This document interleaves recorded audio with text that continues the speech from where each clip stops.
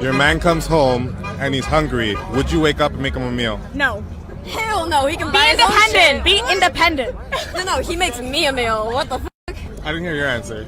I mean, I'm happily married. I'd make him a meal. You'd make it? Thanks, man. Damn, take it back. I'll make the meal. I'll make the meal. 2 divorces. Kids? Yes. How I many have kids? 3. From how many fathers? 2. So I have 2 to my first marriage and then 1 from a guy I dated in high school. And then question the 2 divorces. Who initiated them? I did for both. Briefly, what was the reason for the first one? The first one, he was kind of manipulative and controlled. Really quickly, how was he controlling? I couldn't spend any money. I had to get permission to spend anything. I didn't work. I stayed at home. I had to cook. I had to clean. If I didn't have dinner ready when he expected it to be ready, he would be upset. Okay, and you stayed home and he provided everything? Yeah. And you wouldn't have dinner ready when he got home? Well, I had to maintain 2 small children. Did you have friends that you were No. allowed to go see? His friends kind of became my friends, and one of our friends, and this is going to sound bad, who ended up being my second husband, stopped coming to our house because he said he didn't like the way he talked to me. And Wait, so you started dating one of your buddy's good friends? I know I'm not a good person. Yeah, that's like bad. I'm a bag. That's okay. Wait, what? She started banging her boyfriend's best friend. No, they weren't best friends. Well, they were close enough. Let's, Were you get, still let's get this together? straight. They were not best friends. Not anymore, they're not. Wait, How tall are you? I'm 5'3". How much do you weigh? That's none of your business. I told you I was fat. Oh, okay. We don't play that shit on my channel. You get your big fat ass on somewhere then. God damn! I don't deal with you big sassy ass broads. Where would you rank yourself on the marketplace? 8. Out of what, 100? Okay, what is it? What we rating from 1 to 10? If you, yeah. Okay, 9. God damn! Okay, have a good day. If you had to rank yourself on a scale from 1 to 10 and you can't use 7, face only, no hair extensions, your natural hair, your natural face, what would you give yourself? Interesting. 8. Nope. No? No. Okay, so if I wanted a high volume man, what do I do? Be reincarnated. You can't get one. I'm gonna be honest, you I can't. have a master's in public administration, and I have a law degree. How tall are you? 5'9". Dress size? 16. You didn't choose to be single. I'm sorry? Do you have any kids? No kids. My ex had 4, so I'm trying to. That's kind of a big number. Oh my God. Why'd you pop? I know it's an unpopular opinion, but me, I typically don't like dating men without children, especially after a certain age. I just think it's weird, you know, and I have a child and I love children and God only gave me one, so I want to be with someone who has children. I've never dated a man that didn't have children. And that's a deal breaker than the average woman. Gotcha. So a man without children is weird to you? After a certain age, yeah, I feel like after a certain age, you don't have no children. It's just strange to me. You know, like nobody owed you. Nobody took them genetics. You know, like I think it's strange. You know, so it's a personal preference. No, that's Okay. good. And why'd you pop your balloon? As she talked a little more, I thought about the fact that I don't want any other kids, and I do only have one kid, so I think I would rather someone who had a kid already, just because I don't want to have any more, and I wouldn't want to date anybody who didn't have kids, because they probably want kids. Gotcha. Okay. 4 kids. Did you always knew you wanted a big family? No. So I didn't want kids. I didn't want to get married. I thought I was going to be career girl and that's it. And I had my eyes set on my goals. And I was never the little girl that like dreamt about the wedding dress and all of that. And then it happened so early in my life. So it's like, it's one of those things like you don't know what you actually don't know what you want. It's so hard also to be the woman in a situation where you're like, men just don't get as much scrutiny. Like they can maybe tell him like, your fucking shots suck tonight, but like the looks and all of that is just like not a factor of conversation as much. No. Did you talk to Steph about it? Like, or did you kind of keep it within yourself so it didn't? What pisses me off is the discourse around how women only go for the top 15% of men. Like, am I supposed to be going for the fat loser who doesn't have a job and lives at home? Am I supposed to be attracted to that? Obviously, I'm going to be attracted to the guy who's ambitious, the guy who's manly, the guy who takes care of himself and his health and works out, the guy who's tall, the guy who's going to give my kids good genetics. Why on earth would I be attracted to the fat loser? Or any loser for that matter. Even an average guy, like why, if I could pick the best of the best, why would I be attracted to the mid-tier? Like, hello. Especially if I'm a top quality girl. What happened to earning your place in this world? You're gonna be a loser in this life and then expect people to want you? Like, that's just common sense that that's not going to happen. Like, if I was fat and ugly, I would not be surprised that men are not going for me and instead they want the girls who are fit and beautiful. Like, I didn't earn to be on their level. I didn't earn to be wanted like that. So maybe instead of complaining that women only want the top 15%, work on becoming top 15% or somewhere near that number instead of sitting at home being a loser, trying to be a little victim. My grandma said the only two things in life that you worry about, whether you're healthy or whether you're sick. If you're healthy, you ain't got nothing to worry about. But if you're sick, you got two things to worry about. Whether you're going to get better, whether you're going to get worse. You get better, you ain't got nothing to worry about. But if you get worse, you got two things to worry about. Whether you're going to live, whether you're going to die. If you live, you ain't got nothing to worry about. But if you die, you got two things. Whether you're going to heaven, whether you're going to hell. If you go to heaven,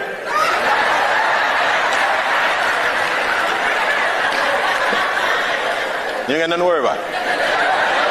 But if you go to hell, you got two things to worry about. Original or extra crispy? All right, what's up, guys? It's your boy Boogie back again with another live stream. I appreciate you guys for rocking with your boy. All right, so tonight's Tuesday, chilly, wherever you're watching from. Good morning, good afternoon, good night. I don't know wherever you're watching from, wherever city, whichever country. I appreciate you guys.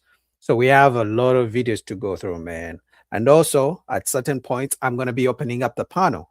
If you wanna come on, you gotta have your camera on. I'll put the link down below. Camera on, and then let's chop it up. All right, let's have a conversation.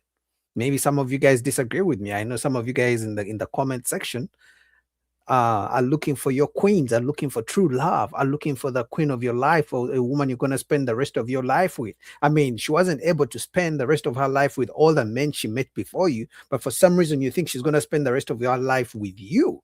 I mean, some of you guys think money doesn't matter, and you think, you know, women out here don't want you for your money. They just like you for you. We're going to have the conversation today. Don't be scared. All right. So be ready. I'll put the link down below. But other than that, like the video, man. Like the video. Support your boys. Send a super chat. I appreciate all that. So let's get into it, man. Let's get to the first video. Okay. Give me 1 second. Let's go. Content, but I want a man. I can't have both. Next. Let's just get through all of them. Come on. No, you guys are not doing this. Read it. Where are the men that don't mind paying for a girlfriend? Just curious, because hit me up. Nice. Next.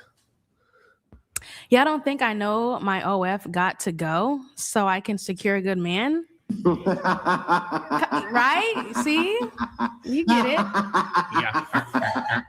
I'm socially aware. I'm realistic. I'm realistic.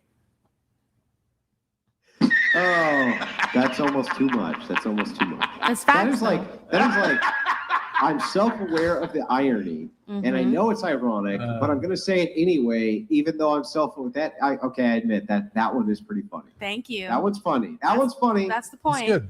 Thank you. Wait, can we next tweet? How many tweets? We got more tweets? Jeez, God, I be Last talking one. my shit. Hold that shit. Follow me on X, y'all. Whoa, what the fuck? What the fuck? Ryan, I have to stop it on my end. I have to stop it.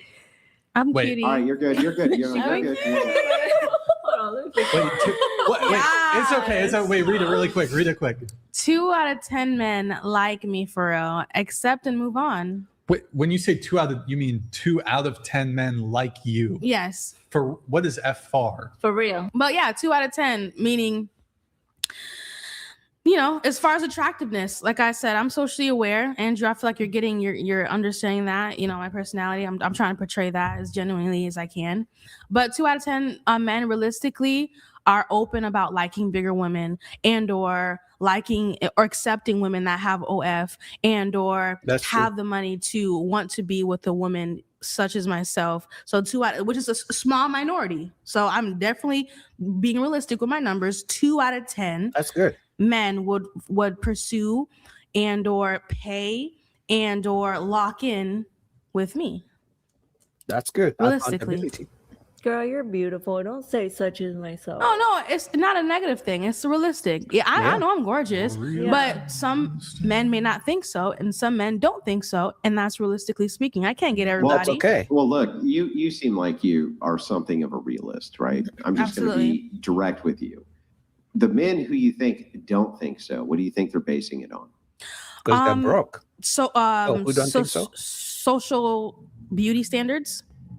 No, it's their And the preference. social beauty standards being what? Well, that's like I said, I gave examples. Some are looks, some are what I do as side Yeah, hustles. looks-wise. So looks wise, some men will think I'm conventionally unattractive because I'm bigger in size.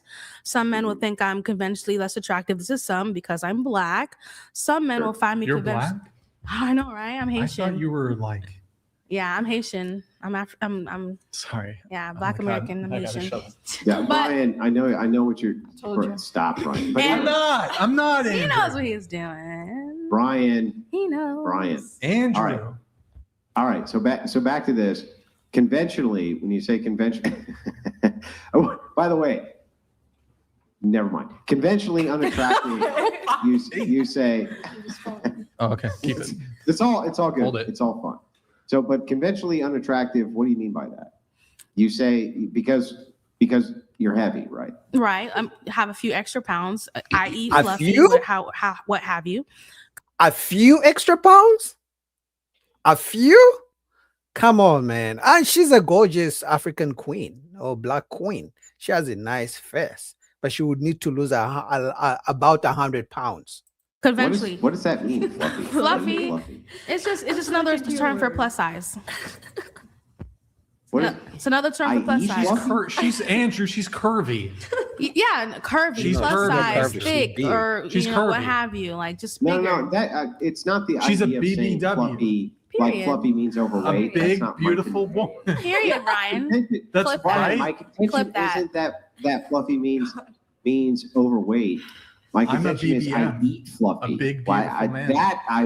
I don't know what that is. Gotta lose some weight. I gotta lose It's some weight. basically another terminology, another slang term for plus size, Andrew. Oh, okay. She's curvy. It was popularized by a Hispanic comedian who says that he's fluffy when he does his set. I forget, he's a Hispanic comedian. What's your rate for escorting? Like, what do you charge? Well, depends on the person, I would guess. It's down average. But usually I would do like $250 an hour, realistically. Realistically. Is that They pay you $250 an hour? is that too? Really? Yeah. And they pay you? They Is that- pay you $250 Yeah. an hour? Is that too much, Andrew, or Yeah, too I little? feel like that's pretty. You know, Andrew. Why is he please, laughing? don't That's- Andrew. Andrew. Yeah, I know. It's affordable. I mean, I feel like. So Andrew. it's okay. $50 an hour? It's fine. That's It's lovely. fine. That's realistic. Men will pay $250.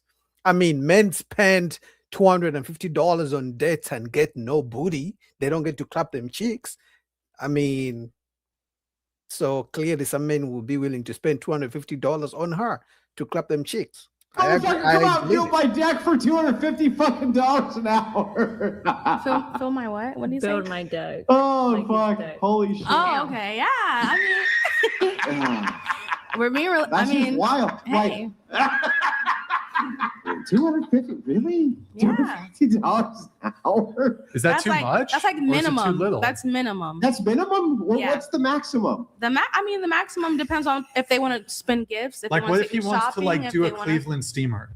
What? I don't know what that is. He wants to go number 2 on you. Oh, Yeah, like, well, okay, Oh, okay, okay. hang on. We'll make this easier, way easier. A minimum threshold, $250. Mhm. What's the maximum that you charge for the escort service? That I mean- depends on the man. I would say I'm more low time. I'm not extravagant. I'm not illustrious. Yeah, sure. I'm So not, I I'm would not say saying I would say that. I'm just saying 800. the one the one offset that you had, I'll say the about maximum well, you charge. the maximum that I've gotten, or the Yeah. maximum I've charged. Yeah. I would The say about maximum you got. 1500. Do you have coupons? Wait, Drop wait, coupons hang or- on. Coupons per- for the per hour? punani? Yeah, I would say I've gotten 1500. Discount code or coupon? You don't have a No. coupon? You should start No. couponing. That's crazy. I should. Like Coupons for the punani? All black men will be lining up. Because she said she charges men $250 to open them legs up. But now this guy is asking, does she have coupons? If she had coupons for real, she would sell out. Let's say she had a 50% off weekend, she would be fully booked. Because that's 125. Yeah, she would be fully booked. I'm gonna be honest. But you know what? I appreciate her for being honest, because I can guarantee you there are women on this panel who do the same exact thing. They sell their punani, but they don't want to say it. So I appreciate her for doing it. Some of the girls you guys go on dates with, some of the girls who tell you that I'm a good girl, take me to dinner first, they do the same thing this black woman does, but they're never gonna tell you because you may judge them. offering a You've- coupon. You've escorted for $1,500 an hour? Is the most I've Andrew, gotten. don't Andrew. Yeah, it's the most. I waited a day for it, but not an hour. So I was trying to understand the question. So the Okay. most would probably be 800 of spending time with someone in that Oh, 800 an threshold of charging hourly. Okay, so 800 an hour. How many hours? I probably spent like 3 hours with that person. 2400. So 3 hours, I mean $2,400 escorting?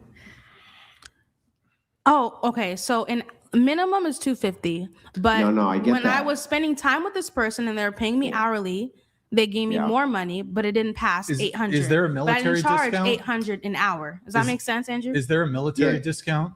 You're wrong for that. I'm Well, not well, really Yes, hang on, citizen hang on, I just wanna- discount. I just Okay, wanna make sure- firefighters and police officers. Is there a first responder discount? Black if they want to Friday hit me up, discount. we could talk about it. Like if sorry, go ahead, Andrew. I was just curious. Well, I just want to make sure we're clear. So let's pretend, let's like reel it back. Right. It's your best night ever escorting, the best one you've ever had. And you were going to give me, and I was like, well, what did that average out to hourly, roughly? It doesn't have to be exact. Right. Just roughly, the very best night you ever had, you pulled in this much roughly an hour. Was how much? She's gonna 800. lie. 800? 800. And how many hours was that? 3 hours. Wow. Yeah, I don't 2,400. Now, did you sleep with this guy? know. She's gonna lie. I knew she was gonna lie. So you know what's funny? They call themselves escorts, but all escorts swear to God that they never sleep with these men. Does anybody believe that? Does anybody believe? Now, I'm gonna be honest. The men who have fetishes, or is that what they call them? Like when you have a fetish, a fantasy, whatever you want to call it. So who are willing to spend money on women so women can spank them and can be submissive to women. There are men who do that without the sex. But I can guarantee you she has slept with men for money because they start off like that. Then eventually they get men who give them money just to mistreat them. No, I spent the day with them. Well, what did he pay $2,400 for? Well, I spent the day with them. So we talked a couple of days prior, and he wanted me to meet his friends and like go on a boat with him for the afternoon. So obviously I brought my bikini and whatnot, and then spent. Your what? But I had a bikini Okay. because I'm dressing up for Yeah. the site. He wants to see me enjoy my company. Went on the boat for a couple hours, drank with his friends, had a good time, had lunch with them. Did you offer a senior citizen discount? Oh my god. You and your seniors, What, man. dude? I'm looking out for her. Yeah, like I said, nothing illustrious, nothing lavish, just literally simple being paid for my time. Let me ask you this. Let me ask you this question very briefly. Have you ever had a friend, just like a personal friend of yours, who's ever invited you out to a party that has males at it, where you showed up and you all got in bikinis? Me? No. Yeah. No. My friends are not about that life. No, not about that life, but you just went to a party. You Like said maybe invited, it was on though. the beach. Maybe it was on the beach or something like that, and you just ended up showing up with your friends at this party, and you got in your bikinis because you were at a party and you were on the beach. No, honestly, no. No. Have you ever gone to a party that just had, random people at it that a friend brought you to, and you ended up hooking up with a guy there? She's gonna lie. Probably. Yeah, sure. Yeah, sure. That makes sense, right? That tracks. I wonder then, like thinking about this, if I'm thinking about myself from the John perspective of the person who wants the escort, knowing that you could just call a woman like that who you befriended and ask her to a party, and then the chances could be high that she just hooks up with you anyway. Why the fuck do you think they pay for? Like, why do these guys pay for it, do you think? I mean, they're friends with that person. Me, I'm a stranger who's amazingly hot and has 43 F melons. So Period. F? Yeah. Foxtrot. I don't think she understood what So you're saying. that differentiates me from this friend because Have you ever crushed cans? I'm not necessarily conventionally rare, Like- but there's like a handful of You know women what that I mean? look like me, So That's not true. That in itself makes me unique. I have a that question. in itself How puts much me over would the you- top and How more much desirable. would you charge for a guy to crush? That's not true. She's okay looking, and I'm even counting the makeup. She's okay looking black queen, but she's not rare. There's plenty of BBWs who look exactly like her. A dude's head In between your boobs. in between them? Is that more or less? Well, Like it's it 5 falls. minutes. It falls in the plethora of $250 an hour. So the minimum. Yeah, whatever you want to do. How much would you charge if the guy just wanted to play backgammon with you, like checkers or some shit? $250 an hour. 250? Yeah. Like you wouldn't give him like cut him some slack, like a discount. I mean, Like you would, like if he was just like, Realistic- babe, I don't want to fuck, I just want to play like chess. yeah, but really, Desmond, she's yours, bro. really. Realistically, knowing who I am, I'm gonna dress up for the day. I'm gonna wear something sexy, something alluring. Sure. I'm gonna flirt. I'm gonna touch your hair. I'm gonna present well. Would So- if I wanted to bring you to a yacht, but I wanted you to wear a burkini, would it cost extra? A bikini. I provide. If that's what I'll you provide request. the burkini. If that's what you request, absolutely. That is my You request. can do whatever for your $250 an hour. Okay. It's your time. You're the king. Can I You're the ask- master. Can I ask a brief follow-up say- question? Have you had? I mean, obvious. This seems obvious, but I'll ask anyway because maybe I'll be surprised. Right? Mhm. Have you had breast augmentation surgery? No, They look natural. you should feel them. Okay, so that's Brian will be the judge. I'll pass on that. Thank you, though. So that's all. That's all natural. No breast Yes. augmentation. Yes. It looks so I natural. wouldn't. I wouldn't. Honestly, I wouldn't. I mean, most plus size women have those gigantic melons, if we're going to be honest. I'm surprised Andrew thinks they're plastic. Get these size if I had the I choice. feel like you should But I was maybe, made like, this way, so Be a little generous and maybe hook up a couple girls here, maybe pass some. that's I've heard that Brian, before. What? Brian. I've heard that before, and I've always said if I ever were to give some away, I'd put it in my ass first. So It's I just want to say that was a very rude thing for me to say. Very rude. I'd like to take this chance to apologize to absolutely nobody. I do want to say though, I think women. Zip it. I think women with small boobs. Brian. Brian, you're going out of control. Hold on. I think women with small breasts are beautiful, and I actually kind of almost prefer women with small breasts because they try harder. Okay. You're bugging Okay, out so tonight. Brian is bugging The ladies on the out. panel, there's just like chat right now. Really? The chat's like, Brian, we lost Brian. Get Brian We back. lost Where's Brian? Oh my him. God, Brian. Brian's gone. We've lost him. What's going on with Brian? Brian, what's going on, bro? Look. I would say I have small breasts, and I do He has a not fetish. try. Brian may have a fetish for a black queen with big melons that we don't know about. I'm going to be honest. Because men with these kinds of fetish, they don't really speak about it. I'm going to be honest with you.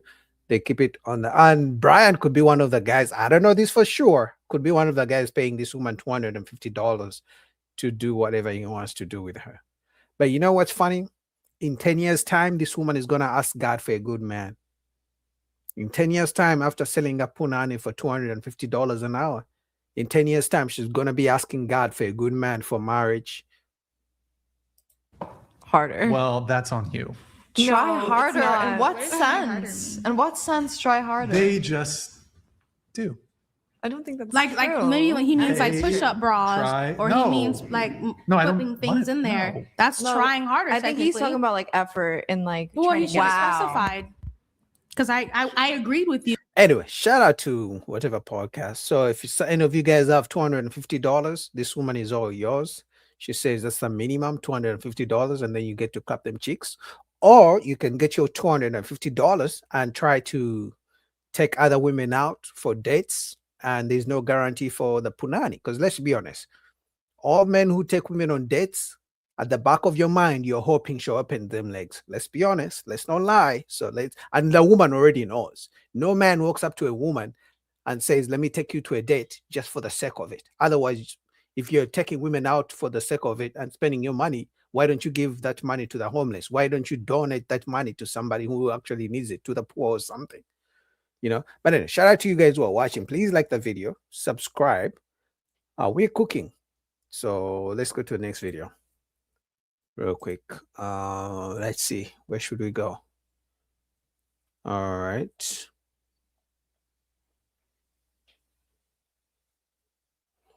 All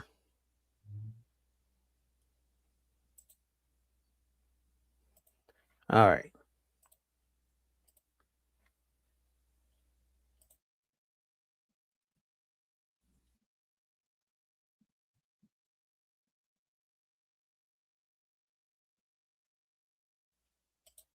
All right, here we go. Guys, like the video, man. I appreciate you guys for being here, but like the video. And let me say this, and then you got it. Saying, Portuguese saying, translated in English roughly, want to make a woman miserable, give her everything. Want to make a woman miserable, give her everything. If you give a woman everything she wants, she will become miserable. Because women, for whatever reason, gravitate towards drama, solving things, and then as soon as they solve them, it's not fun anymore. Fact. I do not agree with that. They get bored. Women, they don't want everything. They want what they want. Nope. And I think that doesn't change. I mean, as long as you provide a woman what she needs, that's what women gravitate towards. Can That's you not give me what I need? Can you give me what I want? I mean, that can change. You can want something one day, want something in a few years. If your man can provide that for you. I mean, saying that we're attracted to drama, like we'll suspend being with somebody that can do anything for us and be bored. And I don't even think that's gender specific. Men and women get bored. So no. I'm But here's the problem here, that like, most women don't know what they want. That's why it's a man's job to tell you what you want. I'm gonna tell you what you want. So, and you're gonna follow my later on. I don't believe that anymore, guys. The saying that women don't know what they want. No, women know exactly what they want. Now, it may not be for the best. It may not be in their best interest, but they know what they want. They know good and bad, good from bad. So if they choose to want the bad boy, that's who they want at that particular time. That's why 10 years later, they claim they want a good man, a man of God, a man who goes to church, a man who's about marriage. So they know what they want. It's just that it never works out for them in the long run, but they don't care. Dylan, once I give you what Hey, you look, want. man, he laughing. Look, you start smiling, Dylan, for a minute. You were about to smile, but go ahead, Well, Fat. Ain't mean no, I want to build on what Ronnie said, and then you get. Hey, Dylan, once I give you what you want, are you going to stop or you want to go more? Like as soon as you say, Fatty, I want this 7-bedroom mansion with the Lamborghini at the door, and I'm going to call Cheeky and say, hey, Cheeky, I need a loan, man. Dylan wants this and this and this. Say, Cheeky, hey man, I got it that month.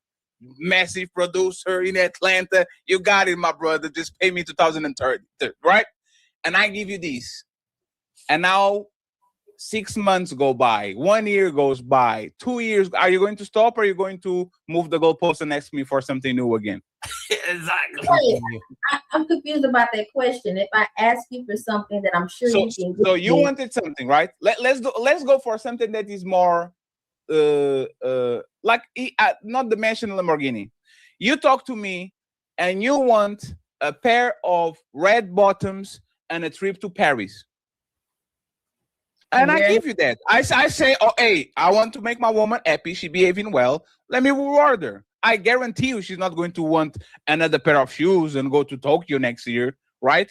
If I give you those things, are you going to stop asking me for stuff? Or are you going to ask me the next thing in 6 months, the next thing in a year, the next shoe, the next trip, the next house, the next business venture, the next whatever? Are you going to stop or are you going to stay there and says, you know what, I'm happy?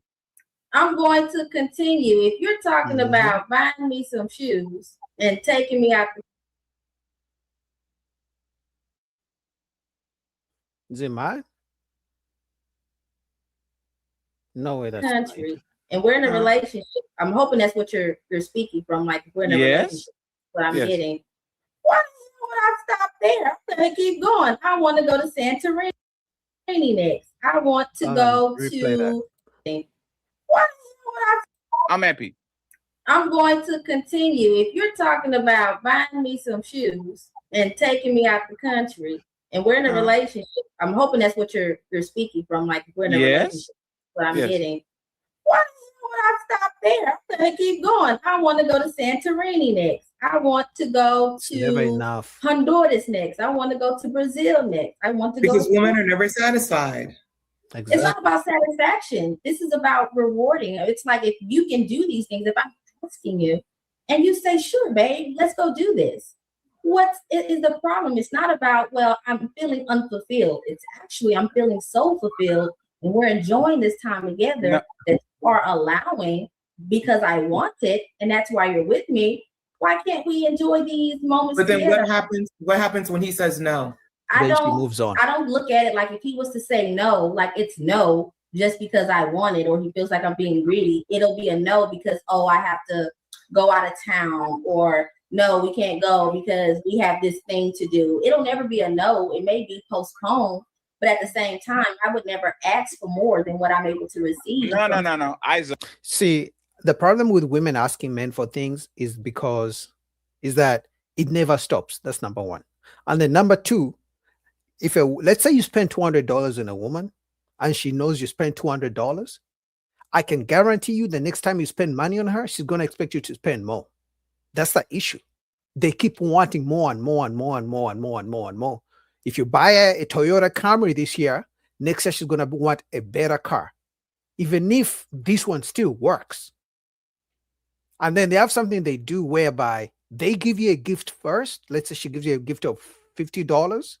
That way you can give her a more expensive gift. That's another trick they use. If you guys didn't know, let's say for Christmas and these other Valentines and things like that, where people share gifts, exchange gifts, women have a tendency of buying a man, a Nemo gift, maybe a pair of shoes of like $100, meaning she's expecting you to go all out to almost $500. So it's never enough. They keep asking men more and more and more and more. And you as a man, if you keep doing the same thing that you've been doing, even if it's okay, because as a man, we don't care.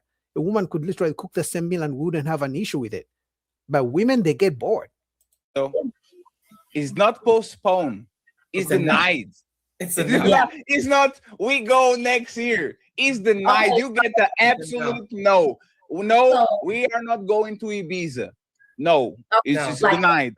Yes. What Okay. happens? What happens? Yes. What happens? I already have gotten shoes. I'm probably living with them. If I'm already getting trips and he says no to this one, big deal. You know, I'm not greedy or anything, but I wouldn't assume that no will now become a permanent thing where But it's what like, if the no is a no? So If there's no yes, wait, so hold on, wait, give me one second. let me ask. But what if 'cause the you had no is Just real no? quick, let Coco, and then right after you can. Because Dylan, I hope I said your name correctly. I say Dalen, Dalen. sorry, It's Dalen. okay. Dalen. Okay, Dalen. So you keep on saying, well, eventually the no will become a yes. But how would you feel if the no never became a yes? If it was just no? She's gonna leave. Well, then that would be something that I would already be privy to. Like, no, we're not going on any more trips. Because if I'm saying, hey, why don't we go to Ibiza? And he's like, no, my man would give me some sort of, reason as to why. And I'm sure it will be reasonable. Why not oblige to that? And in my mind, I am saying that I'm trying to understand if you all are saying no, as in no, this is not happening anymore, or no to this specific place. No, like your daddy said, no drinking after 7 p.m., no staying up after 10, no matter how many times you say, Dad, please. No, it's not going to happen. You are an adult now, you're not a kid. So she's gonna leave. What happens there? And that's like the question that most men wonder is, what is going to happen when I start to say no to my woman? I've been saying yes to her since we were in high school. Now we're 10 years in, and I kind of accustomed her to say yes all the time. So she knows either I'm going to say yes right now, or I'm going to say yes after I'm exhausted of talking about something. I said, okay, let's go to X, Y, and Z. I'm telling you. Usually it takes 3 times. Even your mama. If let's say your mama asks you to do something, and we talk about adults, you're an adult, and your mom asks you to do something, and you say no 3 times, she's going to disown you. She's going to tell you, you know what, you're not my son anymore. And the same thing goes with a woman in a relationship. You tell her no 3 times, even if she can see clearly that, hey, listen, my man doesn't have money right now, or maybe we are saving for a house, or maybe we are saving to buy a car. We're trying to take care of these kids. And you say no to a trip 3 times, you say no to buying her something she has already wanted. I'm telling you, after the 3rd time, look how she's going to change. The first time she'll be pissed. The second time she'll be very anxious and, give you attitude. The 3rd time, she won't even react. She will be planning on how to find the man who can do exactly what she's asking you. Because for some reason, they believe a man should always say yes to whatever they ask for. I'm sorry telling you, what happens there? Well, I would separate what a woman, a girl gets from her dad, from her man. But Sure. like I'm saying, like, if it's a no for the time being, then it's just a no. I mean, I cannot look at it like my man is just gonna say no. With No. capital letters, capital letters, and the exclamation point. No. There will be an equal balance of being able to get what I want. Is an I don't equal think balance one say, is it equal balance because before what? Is it no permanently? That's all I'm saying. Yes, he said no permanently. Yes, he said no. No, whatever you want Okay, to do. Yes. If he says no, I don't want to go on trips anymore. I don't want to buy you shoes anymore. If that's where y'all are coming from, like No. more- So we're saying you specifically asked for something, and he said no. Like, Oh, we're not okay. revisiting it. It's no, you're not getting this. And let's Right. say that this is a point. Sorry, Banter, I'm gonna give it right to you. But let's say you hearing more no's, 60% of no's and only 40% yeses. What is that gonna do for you? She's gonna leave. I'm going to question that because that Yeah. will be a reflection of change. And if I'm not clear on what is influencing or motivating that change, I'm going to definitely inquire about it. And if it's sensible, which I'm sure it will be, because I know that the no is not going to be to hurt my feelings or to make me feel bad. So, if the reason is presented to me and I'm obliging and accepting to it, then it's okay. That's fine. So you need to. It's not okay. She's gonna plan the escape ASAP. I'm telling you guys, don't try this at home. I would rather a man tells a woman, no. So let's say a man and woman get into a relationship. As a man, you need to start saying no from the beginning. So let's say I'm talking about right from the beginning. Let's say you plan a date and you tell this girl, hey, let's go get a drink and get to know each other on a first date. Most women, because of entitlement, they're going to tell you, oh, a date, drinks are too cheap. You got to put some effort. Let's go get dinner instead. If you don't say no then, and you say no, let's just grab a drink. If the conversation flows, then we can maybe we can go to eat. If you don't say no and you say, because most men say yes. A man will tell a woman, let's go for a drink. She will say no because he's scared of losing the woman. He's scared of not getting a chance with a woman. He will say yes to dinner if she says so. Most men say yes, but that's the time the man is supposed to say no, because now you're going to set the tone. Let's say you guys get into a relationship. You've been saying no, and she's used to you saying no from the beginning. But the moment you say yes to the dinner date instead of the drinks that you had planned, you're going to be walking on eggshells as a man. Explanation with the no. Him telling you no is just not good enough. You need an explanation. Not necessarily an explanation, but transparency. So just be transparent about why something that I'm accustomed to is coming to either a change or to an end, just so that I'm on the same page as you as understanding. Hey, Chigi, just before you go real quick, are you used to be people telling you no, especially on relationships? In relationships? Yes. I've been told no before. Before? Yeah. Sure. But are you used to accept, because we say this on this space a lot, nobody has to explain a yes. When you ask for $1,000 and I put it on your pocket, you don't say, why are you giving me $1,000, Fetty? Can you be transparent and explain to me why I do? Like, a yes never needs an explanation. Like, are you used to get what you want usually on relationships? Most women, Well, yes. usually, of course, I will most of the time in any relationship get what I want more. Yeah, because most men say yes to women in relationships, and that's because they're scared of losing the women. Like I said, most men say yes from the beginning. So when he tries to say no, the woman is gonna look at him like, who do you think? Who the hell do you think you are telling me no? Because it's too late. You've been used to her saying, you've made her used to you saying yes. By the time you say no, she's gonna leave because she's not scared of leaving, because she knows, who the fuck do you think you are telling me no? You've been my yes man from the beginning. That's why they can easily move on. But if you're saying no from the start, she's gonna be used to you saying no. So if along the way you say no, she's not just gonna pick up and leave, because she's like, okay, Boogie sometimes says no, and that's okay. Doesn't mean he doesn't like me. Maybe he's going through some things. But most men, that's why if you find a woman who's used to men giving her everything, you're never going to be able to deal with her, because she's going to think you're crazy for saying no because other men say yes to her, I don't know. Shout out to Fadi, man. Shout out to Dalit and Melanie. I'll put the link down below. Guys, like the video, man. Like the video. I appreciate all of you here who are watching. Please like the video, man. Support your boy. Let's go to the next video real quick.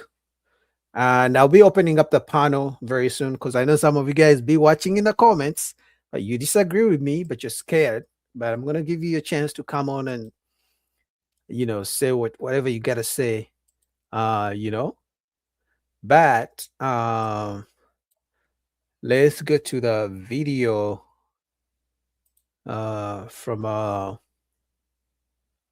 this might be risky. All right. Hold on.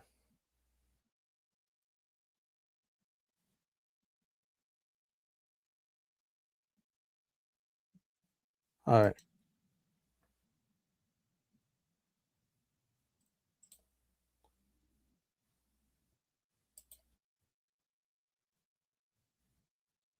All right, let's see.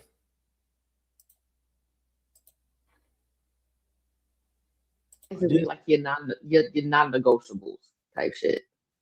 Yeah, we do a lot of that, and I think maybe, Krishana, what you think? In regards to Sorry, go ahead. No, go ahead. I thought you were asking me, but you guys got the. Oh no, it's right off. It's right off of what we're saying though. Okay. like he acquiescing, you know. Women have seen men do just about anything for a vagina, right? They've been able to leverage vagina for many different reasons, right? I wonder if the respect level is lost because men have bent the knee so much. And therefore, how can he try to correct her when she don't respect him? And she thinks she could just call the police and everything's even now. And she think he a wimp too because brawn don't matter. What's up, Mont? And also, whenever he asks for something, he in the phone is Chili's because he could be slotted in that way because she got, you know what I mean? She could leverage her access. It's like, how did they get there? You know what I mean? Like what chicken or the egg, you know? Yeah. Okay. So I want to make sure that I'm following the question properly. So do I think that if you basically give an inch to a woman, is she gonna abuse that? Is that what you're asking me? Yeah, I would say, or just being able to manipulate men, right? With the chance of sex, access to sex, etc., right? And see how weak men have been, right? Does that cause women to look at men in a weaker way or lose respect? And then when men try to correct, they're like, nigga, you were just pushing my car to the gas station so you could maybe, you know, or you know what I mean? Like, to a degree, from my understanding of the things that you share with me. So I do believe that if you, I'm being a riddler to that, like that person was saying, I do believe that if you allow certain things to happen, someone will be comfortable in repeating certain behavior patterns. I think that how you can get away from doing that is set a standard in the beginning and operate how you normally do. So then that way a person is already clear on the expectations and what they can and cannot do. I think that if a woman is in a position where she thinks that I've heard somebody use this word, like finesse an individual, then they'll continue to do it as long as it's allowed. But I don't actually believe that a woman can truly finesse a man unless he wants to let her do it. Does that make sense? I was trying to answer the several, things that you were mentioning. I think it's conduct. I'm telling you, more and more, I think men are assuming y'all have poor conduct. I don't think that you are being looked at as innocent. Like if men don't even want to help, I'm just saying, if men don't even want to help in the gym, right? Because niggas is like, yo, I can't help you because you might accuse me of something. I don't know if this was a real story, but this dude, it looked fake. But this dude saved this woman from being hit by a car and she sued him because she said that he touched her in the wrong place. But yeah, while snatching her out the way. Is that real? Well, I don't know if that, but that's so think about that, right? You got the guy. Now this is real. In the Walmart parking lot, got shot to death trying to help that woman that was like wrestling with her boyfriend or some shit. Another dude got shot over a parking spot. You know what I'm saying? It's just like, so there's a few different reasons why men to be standoffish. And then there's a time where man will go to help, right? And he get in a fight with the dude and the girl that the guy arguing with, jump on his back. Yeah. The niggas like, fuck that. I just don't think that those are the majority of instances. You know what I'm saying? I always say, hey, public service announcement, right? If you see me getting jumped by some nigga at the fucking gas station, all right, I didn't start the shit. Come and help me, or at the very least, call fucking 911 or something like that, because I ain't start that shit. All right. You all said you're strong and independent. You all said you can do everything a man can do. So I'm not about to lose my life to come and save a strange woman that I have no idea who she is. Maybe she started it. So I just come and lose my life because you're a woman? Be serious for a second. Niggas don't think that what I'm saying is niggas don't think that y'all didn't start it. I'm telling you. I think that's becoming a normal disposition. That niggas don't think you didn't start it. Exactly. You know? And that's what I'm saying. That's unfortunate. That's was there somebody want to respond to? Somebody was trying to talk when I was reading the super chat. Do y'all want to respond to one of them? Was it Aaliyah? I'm not sure. I thought it was. I'm mistaken. I thought it was. I think on that last. Huh? I want to respond to you. That jab about being from Houston. Look, I knew I was in Southwest A-Leaf, Texas, If you know, you know. But you're right. I can't say anything. That's why we were in the house. That's why me and mine was in the house, because it was a wild west out there. Yeah, it's a But whole I lot of heard people. the shot. I'm just saying, it's how many people live in Houston? Was it this one? No, maybe it wasn't. I don't know. It was one I thought. Let me get on my glasses, Hamp. Jesus Christ. About that, whichever one had the control and correction. I think it works both ways for men, as far as control. Correction could come off as control to women, is like the sentiment that I got from that. But at the same time, I think it's the same with men. It's not about correcting, it's about control too. And you just may have to decipher and have some discernment in when that man is trying to correct you or control you. Well, what's wrong with being controlled? Exactly. Every leader has I control. mean, if you like I'm not a dog that needs a leash. Coco. Wait, I just have a clarifying question. Ms. Coco, can you please give us more detailed as what do you mean when you say control? Even before she goes, every leader has control. Your boss has control over you. Your daddy has control over you. Your teacher has control over you. The police officer has control over you. The government has control over you. Anyone in a higher position than you that you fall under has control over you. So if the man is going to pay all the bills and the man is your leader, he's going to have control over you. Like supervision, like provision, like When I say control, I mean that whoever you're submitting to says they have the final say. What they say goes. Ain't no trying to buck the system. Ain't no nagging him to death so you can get your way. If you're under a man's leadership, meaning you think that he is the person who is your protection in your head, he is going to control. Exactly. A man who tries to please their woman every turn, that's a shaky ground to be on, because we're never satisfied. So a man should be in control. A man should be able to be like, hey, this is what it is. Not to say he's not going to love and respect and take you into consideration, because he will. But because unfortunately, if we're left to our own devices for the most part, we do a lot of crazy, reckless things. I'm not saying men are not reckless. I'm just saying women generally by themselves, it doesn't end well. Facts. Financially, it doesn't end well. In retirement, it doesn't end well. So because okay, so I understand the sentiments. I'll agree. Because you said the respect aspect, like he respects you, and it's not like like a slave master type deal. To fuck with it. Here we go with a slave bullshit. Women know what men mean exactly when they say they want you to submit. No man has ever said submit to me because I want you to be my slave. No man has ever said that. If in fact, if we're talking about slavery, men are the real slaves. Women want men to be their slaves. In other words, go work 60 hours, pay my bills, don't tell me nothing, shut up. Women want a perfect slave. A man who's a slave. Pay my bills, I'll go work and save my own money. I'm not going to spend any money on you because it's my money. Your money is our money.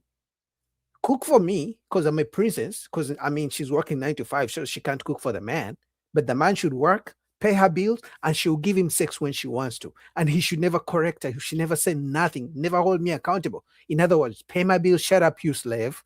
So if we're going to talk about it, women want men to be slaves. Because he has to, for you to he has to give up his life for you. We don't have to give up our lives for them. Exactly. No. Because we do. When we bear these children, we are the closest that we ever get to death. Oh my God. We don't have to do that. But when we get into these relationships, especially marriage, it is, I'm not going to say it's a given, but most people would like to bear children. So yes, they are going to give up their life for us as far as the protection, but we still risk our life to give that man some type of legacy. I guess. It's your legacy too. But most of us are having children out of wedlock. So if we're not giving our lives up for the man, then who are we giving our lives up for? Woo. You said what?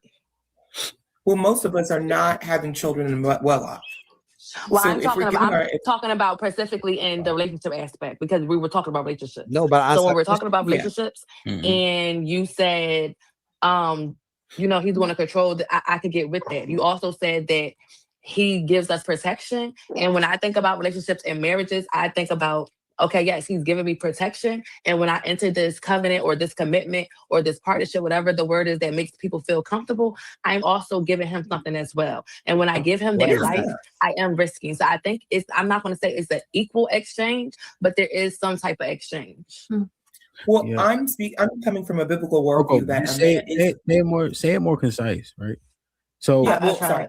no, you're I'm fine. just, Son. I'm saying what Oh. Coco I'm just coming said. from a biblical You still need a worldview. response, Coco. Hold on. You still need a response to what you Right. said. So Coco was saying that point is moot because 70% of the kids are being had out of wedlock. Exactly. So it You can't just be said the that. value of you giving something for him because you're not doing it within the confines of a marriage.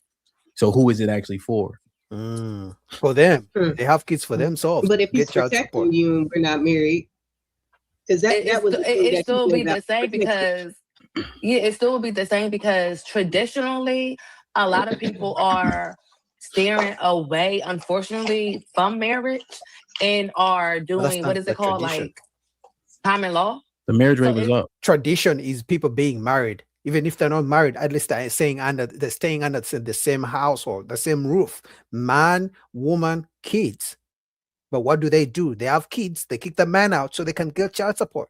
Because I've never seen a judge give a woman child support if they're living under the same roof with a man.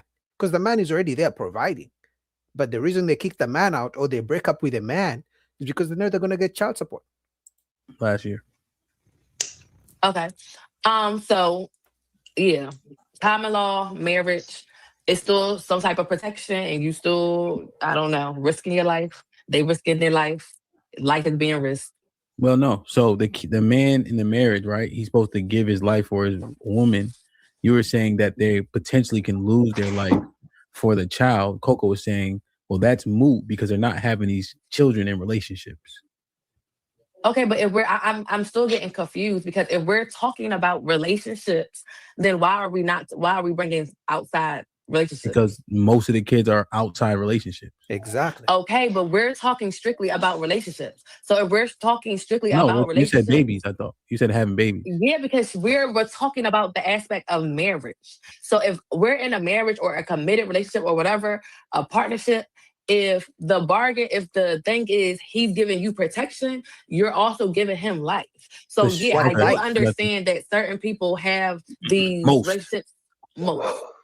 Yeah. So I guess she's supposed to be doing something special for him. However, the overwhelming majority are doing it for who? Before marriage. Like, why is that only pertaining to themselves. relationship, but it's not happening in mass? Okay, so I actually believe women. She's trying to say that women have kids for men, but that's not true. Women have kids for themselves, and that's why if a man and woman sleep together, and she gets pregnant and she doesn't want to keep the baby, there's nothing a man can do to make her keep the baby. So for her to say that women have kids for men, that's not true because she has all the power to say, nope, I'm not keeping the baby. And plenty of women do it all the time. They pick and choose which men they want to have babies for, or for whatever reason. Let's say you, as a guy, you meet a woman and she's 40, she has no kids, but she wants to have kids and she gets pregnant. You think at 40 years old, a woman is going to get pregnant and then abort the kid? No, she's going to keep the baby because she knows chances of getting pregnant are going down. So she's going to keep the kid for herself, not for you, even if it was a one-night stand. It's a good point. Are we saying that the relationship that we're premising? Okay, are we premising relationship on marriage, or are we talking about just committed relationships, like just in general? Many relationships are pretty arbitrary. Okay. Yeah, gotcha. I'm speaking All of right. marriage. I'm just trying to follow, but okay. I'm not arguing against it. I'm just trying to understand. I'm just saying because I understand the point, but it falls apart because most women are seemingly just willing to risk their life for any nigga then. Or no nigga. Because who are we having the kids by? Any nigga. So outside And of marriage, it's just and are kind of we- arbitrary. And are we saying that men should be willing to risk his life for just any woman? Because that would be a correlation. Or are we saying men should be willing to risk his life for his wife? For his wife. See, because we're his going mama, off of what we his- can Mhm. grasp. Yeah, you make the one-to-one comparison. I Yeah, follow. yeah. Okay. Yeah, I'm not saying again, from my worldview, in terms of relationally, you're not supposed to just submit to any man, any random man. But let's stick with the husband and wife scenario. So you said that women put their lives on the line for their husbands, for their children, but that's not just it's not just his child; it's our child. Exactly. It's our is child, putting but I'm sorry. Yeah, go ahead. No, go ahead. No, you can continue. No, you was I'm sorry. Go ahead. Okay. Yeah, so it's our child. So it's not that he's the only one benefiting from it. I benefited from it too. And then also it's both of us who's made this child. It takes, half his DNA, half my DNA to make the child. So it's different because if he's putting his life on again, we have different roles. But if he's putting his life on the line, that's it. Like my job is not to stand in front of the bullet for him. That's not my role. I understand that, but I think we dismiss. women. My bad. I Shalom. think. Oh no, you're fine. I think that we dismiss how much a woman give their life to a man. So No. yes, men protect us. I think that we negate what women bring to the table too. What is that? So not only do we take care of the child, we take care of the home, we nurture the family, we nurture that man. So yes, he's given us protection and I respect that protection, but it's like also a lot of women lose their stuff in these roles to fulfill the man and to fulfill the role of being that mother and that nurturer. That's all I'm saying. So I'm not negating what you're saying. Yeah. They keep saying they're giving to men. What are they giving? Because half of these women don't even want to stay home to be homestay moms because they think that's slavery. In fact, the moment the kid is able to go to childcare, they throw the kid in childcare to go back to work. Even when the man has the means to pay for everything. As long as she got a degree, I can guarantee you that woman is not going to want to stay home. So what exactly are they giving to the men? Because she keeps saying women are giving their life for men. How? When? Half of these women want to be career women. The moment she pops out a baby, 6 months later, she goes back to work. So when do they cater for a man? When do they cook for a man? I'm not saying that a lot of women. Really, Coco, as a woman, this is my first time being on the panel with you, and I've watched the other panels. You're smart, you bring out a lot of statistics and things. But especially amongst women of color, that we have a higher rate of dying in pregnancy than any other race. And so to Sai's point, and going to your point as far as, yes, we both had this kid together, but you're the one delivering that child. You are. So in certain states, if something goes awry, they're going to try to save that baby. And it ain't going to be your husband over there like, well, give him my life. Give her my life. What is the man supposed to do with that? They're going to take that baby. If something happened to you, it's casualty of giving birth. So, well, I was in that situation. I was in that situation where my life was in the line, and they tried to save. No. But that's why I'm speaking to this. My life was on the line. No, because you just asked, how are we giving our life? And she gave you the example of children, and then you just try to come back that. No, just because it's your life. It has nothing to do with the man. No, wait a minute. Just like earlier, when I was trying to give you the example, like going back and forth with Hemp and saying that, hey, if Hemp comes in as that, even a random stranger, and I was trying to give that across to you, like, yeah, he gave that protection, and you were acting like you couldn't understand it. But then later you brought up the thing when I said something about you and having a mouth, where there were men around me that told me, hey, da-da-da-da. So it's like, you understand. You understand. And now you're trying to act like you didn't understand, but then you did understand. No, you see what Saad is saying? And I don't even got to be married for that situation to happen. As far as me being on the table and something happening to where it's choosing between my life and the child's life. So you were in that situation. So why did you bring up? My point when giving birth is I'm not putting my life on the line for my husband. I'm putting the life on the line for our children. And I think the issue the same thing. Like you just said the same Let thing. us Like, we're speak. both in Oh this my thing God. together. Every time a woman starts to cook, the feminist just comes in. They don't want her to cook because she knows she's gonna speak all facts and shut her up. Let Coco talk. Oh my God. She's married. You're not. Well, I don't know if she's married, but It's half me, half him. So how am I? You gonna let her finish the point? My bad. You right. Oh my. No, I'm trying. So Saad said that yes, the man is supposed to put the life for the wife, but on the flip side, the woman puts her life on the line for the husband. I disagree. The woman puts her life on the line for their children because I don't make the children by myself. It is our children. It's not just my child. So I'm putting my life on the line for our progeny, not for him. Yeah, that's the obvious But I do agree with Saad.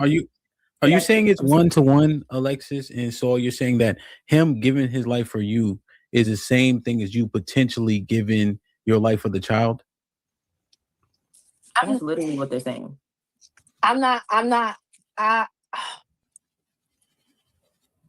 No, well, I think Saad's greater point was that we don't want to dismiss what the woman. I'm sorry. Let's process it, right? Well, no, yeah, because nobody made a dismissal. What I'm asking is that the comparison being made?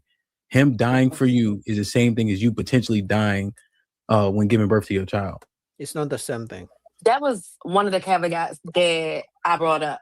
But my overarching point was that when women enter relationships, I don't think that people understand the level of selflessness that a woman actually has when they are in this relationship. When a woman mostly leaves a man due to divorce for whatever reason, it literally takes that woman everything to rebuild. So a man can move on and rebuild himself. That's not and it can happen literally in a snap. It does not happen like that for a woman. So yeah, That's not true. The only times a woman isn't able to rebuild is if she doesn't get child support, if she doesn't get alimony. That's the only time. But in a marriage, usually when a divorce happens, most times when the kids involved, the woman stays in the house with the kids. Most times the man is kicked out of the house because the woman has to stay there with the kids. And we're talking about just the average people, if they have a house. Even if they're renting, usually the woman stays with the apartment and the kids, and the judge will literally tell the husband, you have to, if you've been paying for the rent, you have to keep paying for the rent, but get out of the house, go figure it out. So usually it takes men a lot of time to rebuild because they have to take care of themselves as well as take care of the woman in the house that he wasn't paying for. In the house he doesn't live in, because now he has to pay for his own rent and also pay for the rent of the place where the woman is living and the kids are living. And sometimes the side nigga, the new nigga who's gonna come and be clapping her cheeks in the house he's paying for. She's lying. the man may physically give his life, but that woman still physically, well, not physically, but mentally, spiritually, emotionally depleted herself for this man. That's not true. Yeah, it speaks to the super chat. It speaks to the super chat about the disposability, right? Because we're quite literally saying this man would die for her, right? And then we're saying, yeah, but after that. And no, I'm saying, so yeah, the man. No, what would it die for actually her. does, Saad, ironically, is minimizes what the man is ass willing and should do for his wife. That's what actually is happening in the statement. So what I'm trying to convey is that a man may give his life, but a woman is giving her life as well. But but she's not giving her life for the man. Just because pregnancy carries risk of death, but it's risk of death for the kids, not for the man. Otherwise, plenty of single moms give their life for themselves or for the kids. The man has nothing to do with it. It's not the same side because he's literally giving his life. So once his life is given, I never said that a man literally had to give. for one. I never said that a man had to literally give his life. That's for one. I That's said what you've protection. been For saying, though. two, I'm also stating that when a woman selflessly enters that union, gives herself to that man, you can't sit there and say, "Oh, she didn't give her all." That she like There's you don't know nothing if that that a woman does a in a woman can relationship mentally, just a for woman can the relationship. Aaliyah, let her finish it. Finish it. a And then she woman goes can literally be stripped of everything. Like I don't think y'all understand the mental capacity of how that can fuck up a woman. And what about men? No, so I So agree it's with not. you So on that. I'm not Let saying Aaliyah, that. Aaliyah got to respond because he was Yeah, trying to. because I hate that. I hate that we're y'all trying to say that we want to say men are disposable because that's not the case. I don't think men are disposable at all. You're proving the point. You're right not. now, I'm not though. proving nothing. I'm not. All right, let her. Are you finished with your point, Sar? Okay, I guess. Okay, Aaliyah, what's your response? So it's like it's literally proving the point that women see men as disposable because you don't even see how it's not the same thing for women to mentally give their life to a man in a relationship and a man physically, like literally giving his life for his wife or for his girlfriend or for like once you're dead, you're gone. There's no way for you to rebuild that. You can't try to rebuild your life and try to come back to life. Like once you're dead, you're dead. Once you give your life for your partner, it's done. Your life is And given. I don't know if you ever really been in love. So let her finish the point.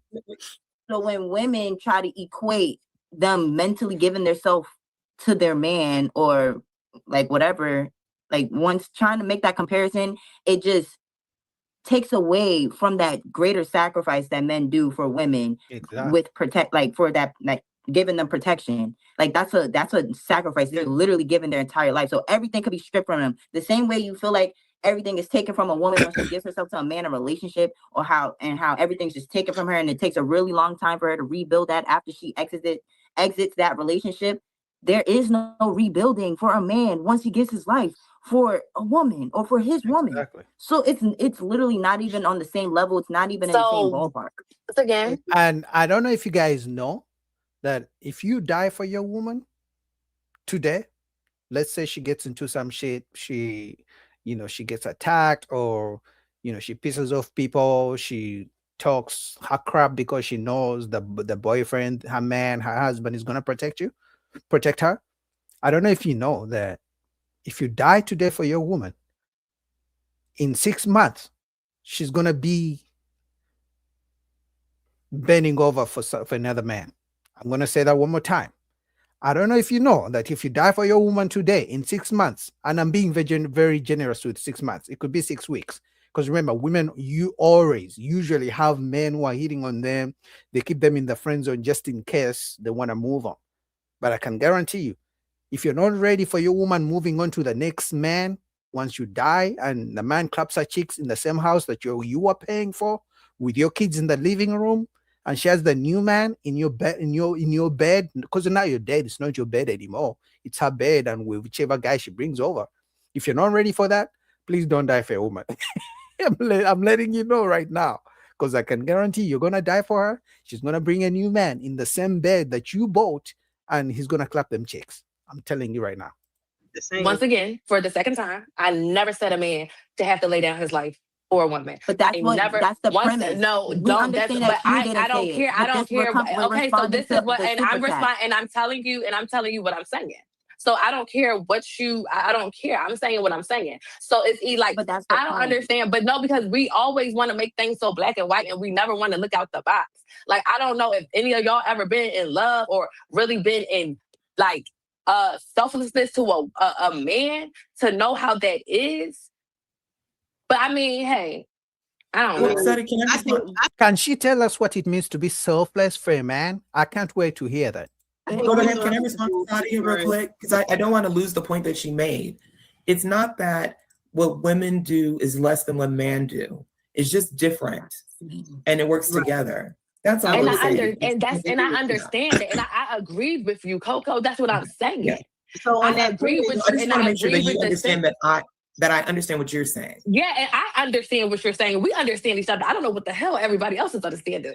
So it's like, I understand you. I'm gonna have to interject, right? Because here's what was actually being said. I actually disagree. What men do is more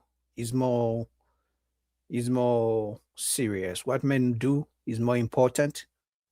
That's it. Otherwise, if what men do wasn't important, then women would literally prefer to go to work and pay all the bills, and the men stay home. As soon as the woman gives birth and the kid is like 6 months, we can just switch roles. I'll be the stay-home dad, and she can go work and provide for the next 40 years. But most women don't want to do that because clearly it's not easy. Man giving his life. Then equivalent was introduced of her potentially dying while giving birth. Those were the two things that were being compared and contrasted. And so that's what we've been conversing about. If we want to clarify what we meant now, that's different. But for the last 20 minutes, we've been conversing about those two things being comparative.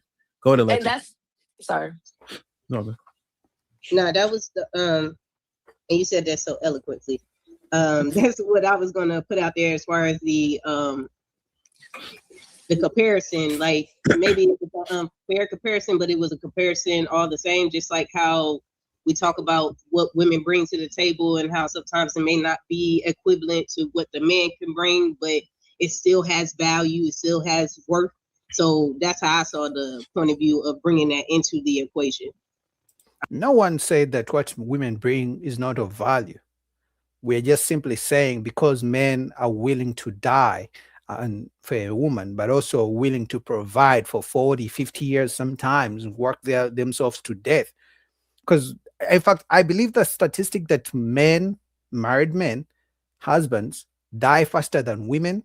The reason it's like that, in my opinion, is because men are literally working themselves to death, providing for 40 years. Because let's say a man gets married at 35, he has to keep working until all the kids that are around the age of 21, sometimes maybe even pay for their tuition. So he has to work for the next 25 years. So take the kids through school and things like that. And then he has to work for more years. Let's say he still has the mortgage to go on. So if you get married at 35 as a man, you literally have to be willing to work for the next maybe 40 years. So until you're like 70, maybe 75 sometimes. So guess what? Men are probably going to die faster than women because they're putting their life on the line for the family, dying, working every single day. You know, but anyway, shout out to Hamp, and this might be risky. As always, Coco right here. The married woman cooks this panel as usual. Nothing new here. But this was interesting. All right, guys, like the video, man. Let's go to the next video real quick. I appreciate you guys who are watching, man. I appreciate your support. So let's go to the next video real quick. So you guys saw the title. I know you guys, most of you clicked on it. Some of you guys clicked on the live stream because Boogie's live, but the rest of you clicked on the title because you wanted to find out if men have really stopped dating, and men have stopped dating. So this is the video. This was the video that inspired the stream. So let's get into it. All right. Men are not showing up to single events. Men are not dating. Men are not paying money to go on these events and shit like that. And women are complaining about it. So let's go through it real quick. All right. Let me just refresh this and we're good to go. 1,000 single women showed up. All right. Replay that real quick.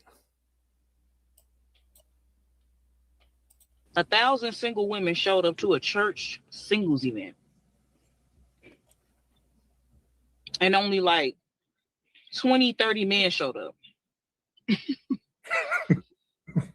See, I tried to let y'all slide on roasting y'all when I saw you bitches was going on that Pop the Balloon show. I tried to let you slide, but see, this is when I got something to say. And bitch, y'all full of cap. Y'all full of shit. All the shit that y'all get on here talking is for the internet. It's not how you feel in real life. See, in real life, you bitches actually want a man. But you get on the internet and cap for one another because you don't want nobody to know that you want a man, because you don't want to be called a pick-me. You don't want to be called male-centered. You don't want to be called this. You don't want to be called that. And that's why you bitches lose. You fail every time you try to cap for the internet. See me, bitch? Oh, I want a man. Any bitch know me or tell you Nay has always wanted a man. Male-centered bitch, you call me whatever you want to call me. Because one thing about my man, he paying all my motherfucking bills, baby. All of them. That's facts. You're on mute. So forget all of the extra stuff. I want to get back to the original situation. There's been a lot of singles events. And they're still going on. Men are not showing up. It seems like I've never been to one. You know what I'm about to start doing? I'm about to start actually going out into the field and seeing what's happening with these shit. I'm going to go to the singles events and report back. I'm going to see if it's hard to get a job, and I'm going to report back because I want to know how difficult it is out here to get a job. I want to see what's really happening, right? I'm going to go and work a shift at McDonald's and see what's happening. I want to know because people keep acting like, oh my God. And see, I don't see it that way. But anyways, the prevailing sentiment is that there's been a lot of singles events. And at those singles events, that has been pretty much a lot of women and very few men. What are y'all opinions on this whole thing? I don't know. I can't agree. So I do event planning on the side, and I got asked to do a speed dating event. So I put it out there to see like who, females and male. So I got a equal amount for male and female. So maybe it's the area, that city and state that's having problems. But I can't agree with that. I feel like it's equal. Now, maybe some men don't want to go. Maybe they feel like that's embarrassing. I don't need to get a woman like that or something. But I don't know. It was a lot that wanted to sign up for this speed dating activity. So I don't know. Nah, men don't want to go because they don't want to be rejected. Men don't want to have to pay and get rejected. Men would rather walk down the street, approach a woman, and she rejects him. But majority of these dating events, a man will pay his money to go for the event and then go there, and the woman will reject him because he's 5'8", when he would rather be rejected in a dating app. So it's not smart for a man to be rejected after paying. It's stupid. I can agree. But did they show up? I haven't set it up yet. Okay. I think. Would you like me to sign you up? Well, I'm not single. Why would you do that? Oh, you're not? News to me. I'm not a cheater. News to me. Okay. Why would you know? Why would you know if I was single or not? Why do you? Congratulations. I don't need congratulations. I was about to sing for you. Never mind. But no, I just can't agree with that. What you say? Congratulate me when I get married. Okay. When's that? Next week? I haven't been married for the duration of my life, so probably not. Okay. Continue with the conversation. I'm done. I just said I don't agree because of what, from my own anecdotal experience. They're signing up men and women. So now, are the men all that good looking? I don't know. I had to put a dress code on it though. You can't be coming looking in big baggy shorts and jeans. And y'all got to come with some decorum about yourself. Like, dress up for the ladies. Ladies, dress up. Don't be coming in no skimpy club outfit. Like, I had to put a dress code, and that's sad, I think, too. But that's another subject. Yeah, but it doesn't matter because men still get rejected. Just because the man dresses up a certain way doesn't mean the women are not going to reject him. Let's say we have 10 guys who are 5'8" height, and then we have 3 guys who are 6'7". All the women are going to be going towards the men who are 6'7". So why would a man go to be rejected like that? That's stupid.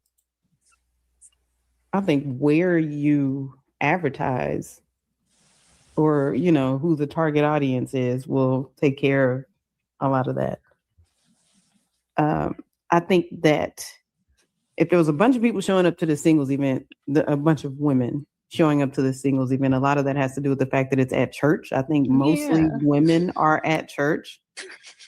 And that's just not, men aren't going on Sundays. They ain't gonna show up on a Wednesday or a Thursday or whatever. They don't want to be there in the first place. But as far as the part that she said, where the women are saying, oh, I don't need a man, I don't want a man, blah, blah, blah, blah. Just like I always say, anytime anybody says anything like that, I feel like it's just, that's hurt. Like, I think we're naturally programmed to want companionship. And if you're running around saying that you don't, that's trauma. It's not real life. Trauma? I don't know if it's trauma. I think it's weird that they're having a dating event at a church. That's weird. I don't think that's what church is for. Anywhere else, maybe, but like, and then Why not? Why not? If you want to find a Christian woman, why not have a dating event at a church? like, what would that look like? Like a Because when I dating think of event. dating in this day and age, most people are living in lust. So it's not like they about to go to the dating event and then get married that night when they pair up with somebody. So what's the point? Like, I don't see the point. I mean, it then I might not think- be that bad of a thing. Like maybe you find somebody who's equally yoked because you found them in a place. I hate that term. Churchy. In a church, he might be gay, like bisexual, fighting some of his ass demons. I wouldn't do church, and I probably wouldn't be out here actively looking for a man because they're supposed to be actively out here looking for y'all. Like, you all know you have to why? do is just You know why I exist. think that? You know why I think that you bias, Molly, on this? Is you've never been in a position where you had to actively look for a man. I wouldn't though. I wasn't taught to do that. You don't know what it's like. I don't think women should do that. You So- know, but so also, you think like for to women- Anton's point, I think it's if a easy for a person- woman who doesn't do that or have to do That's that. not to even say that. it. It's just like, so you just walking around Earth single and you haven't been found. So you just gonna leave it up to us? And then if we don't do it, you just out here by yourself? What do you mean? Like you said that you wouldn't look for a man. So if you just single and you like 35 years old, then obviously no one's You're found gonna you. have interactions with men throughout your life. Okay. You don't have to be desperate about it. Somebody's gonna find you attractive. If you're just sitting there just being a woman, you don't have to. Women don't. We have the luxury of not really having to do anything. Well, that's, I don't know why most women are pursuing to find a man. I don't. I personally don't get it. It's Because bad. they're running out of time. That's why. Because they believe the options they had when they were 22 are going to be the same options they have at 45. But unfortunately, that's not how life works. The same way, if a man doesn't get his shit together, around 35, 45, and then thinks at 65 is gonna get his shit together, it's not the same thing. Backwards. Because there's something else I have wrong. a different Go. What's your I'm difference? not saying they can't, but I just, Let me. No, and this has nothing to do with the subject, but I just want to know, Molly, at what point in your life since middle school, high school, have you ever not had guys pursue you? I mean, fought God and always.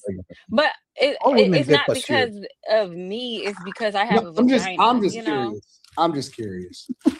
This has nothing to do with the subject whatsoever. I'm glad you know that, ma'am. I am. Molly's a real one. Molly is a real one. And that's cool. I think that that's awesome. But I'm just want to know. No, I think all women get pursued. Big, short, fat, ugly, beautiful. It doesn't matter what she looks like. If she's a woman and men know she's a woman, they're going to pursue her. So I think all women get pursued. It's just that as they get older, the options go a little bit lower. The DMs dry up. The texts don't come as often. Men are not offering them dates the way they used to. Men are not, and usually those women also they become single moms. So as soon as the man finds out she has kids, the man is like, okay, she still looks good, but she has kids. Maybe I'll clap them cheeks, but I'm not going to stay a long time. So it's just life. That's what time does. That's what life does. That's human nature. I think that I'm not men- delusional about why, though. Some women probably get delusional. Facts. They have an overestimation of what they are outside their vaginas. Facts. I think the men didn't show up because men are too scared to talk to women. Nah, I men think are that's why didn't win. They no, we talk about it all. They rather hop in their Instagram DMs and go talk to them in person. Let's be clear. You're so wrong. Yeah, oh he's my wrong. God, man. You have never been You the most wrong. flip flopping this nigga on the internet. Like, what you mean? You be Why- the first person to say you niggas ain't approaching, y'all ain't cold approaching bitches. Like, what you mean? You're be letting your emotions get the best of you right now. No, I'm not. No, I'm not. I'm passionate about your lying. How am I lying because I said you're wrong? because you don't believe I'm wrong. I don't believe you're wrong. No, you Okay. don't believe that niggas out here in masses out here talking about, hey, my name is. I didn't say See, that I that's got to the take reason. up for Quentin on this one because you said back in your time, in your day, you were at the mall and you had to get rejected in person, and that doesn't happen anymore because men don't approach women. I remember How that can you conversation. take Those his days are side gone. and you don't even know the reason why I am saying that men are not showing up? No, because he just said women, men don't want to be. We talked to Zoom about the finesse. You can't let him do that, Quentin. Quentin, respectfully, you doing what the women do. Respectfully, you're a liar, sir. How am I? Okay, what did I lie about in this particular subject? Because you told me I was wrong. That's a lie. So I'm lying because I told you you were wrong. Correct. Mm-hmm. That's what Final the women answer. do. That's what the women Final do. answer. Now, I got a let fat ass open vagina. let me tell you why I believe that guys are not showing up to singles events. I don't think that guys are showing up to singles events because I think that they are more the realest guys and the ones that are winning. They don't have to show They up. don't need to. First of all, they don't have to go to a singles event That's true. at all. There's no reason for a nigga that got women or that got motion to go to a singles event. That's a no-go. All right. Not to get more, not to get multiple. That's a no-go. So that's number one. I don't know a guy that got any motion whatsoever that would go to a singles event. It's just not happening. He don't need it. It's not a thing. Then you have two other subset of guys, and some of those guys still got motion. The guys that are happy, they're at home. They comfortable, especially if you get to a certain age. They go to work every day. They take care of their business. They go home. They may go to the gym. They play video games. They enjoy their life, and they're enjoying. Even in their singleness, they're not even really single because they still have somebody somewhere that they have some form of companionship. They chill. Yeah, because it's at some point at a certain age, men are realizing it's not worth it. Because a man will literally sit down, do the math of, you know, how much money has been spending on dates. Let's say a man started dating, taking women on dates at 25. By 35, you've spent thousands of dollars taking these women on dates. So if you didn't find a woman, because none of those women stayed in your life, that's why you're still single at 35. So a smart man, a logical man will sit down, do the math of how much has been spending on dates, and realize at the end of the day, no woman is going to stay. They're all going to leave for whatever reason, whether they realize I'm short, whether they think I'm not spending enough money, whether I'm not accepting their kids, whether I'm not into marriage, whether they just don't like my car. For whatever reason, I've been spending money, thousands of dollars on women that didn't stay in my life. A smart man is going to be like, you know what? I'm not doing this anymore. Why am I going to a singles dating event to be rejected?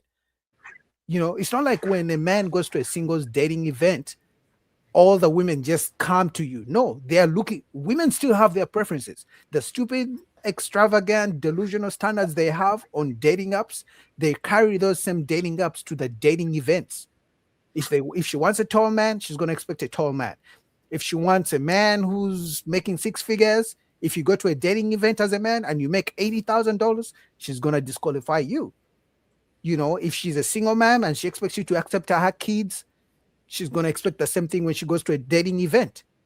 You know, if she's been in the streets, but now she's a born-again virgin and she wants to wait until marriage, and you go to a dating event as a man, but you're not willing to wait until after marriage to have sex, she's going to reject you. So just because you go to a dating event doesn't make it any different from a dating app, any different from meeting a woman on the street.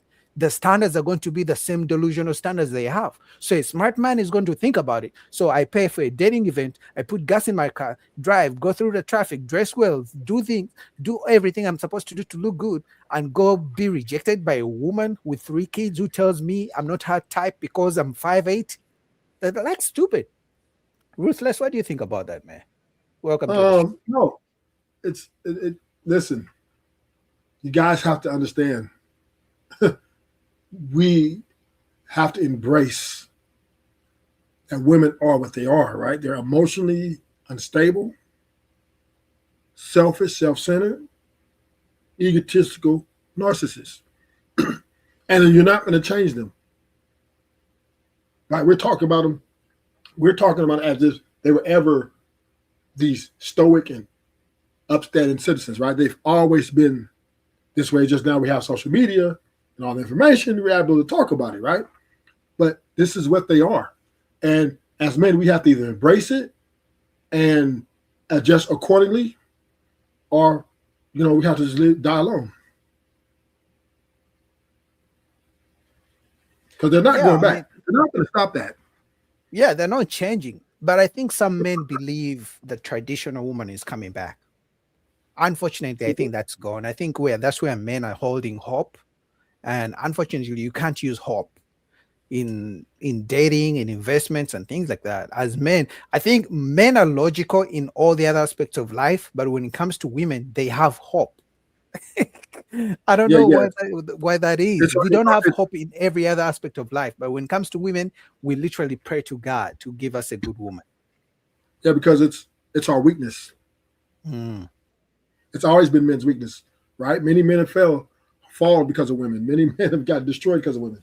It will always be our weakness. It's crazy, man. It's crazy.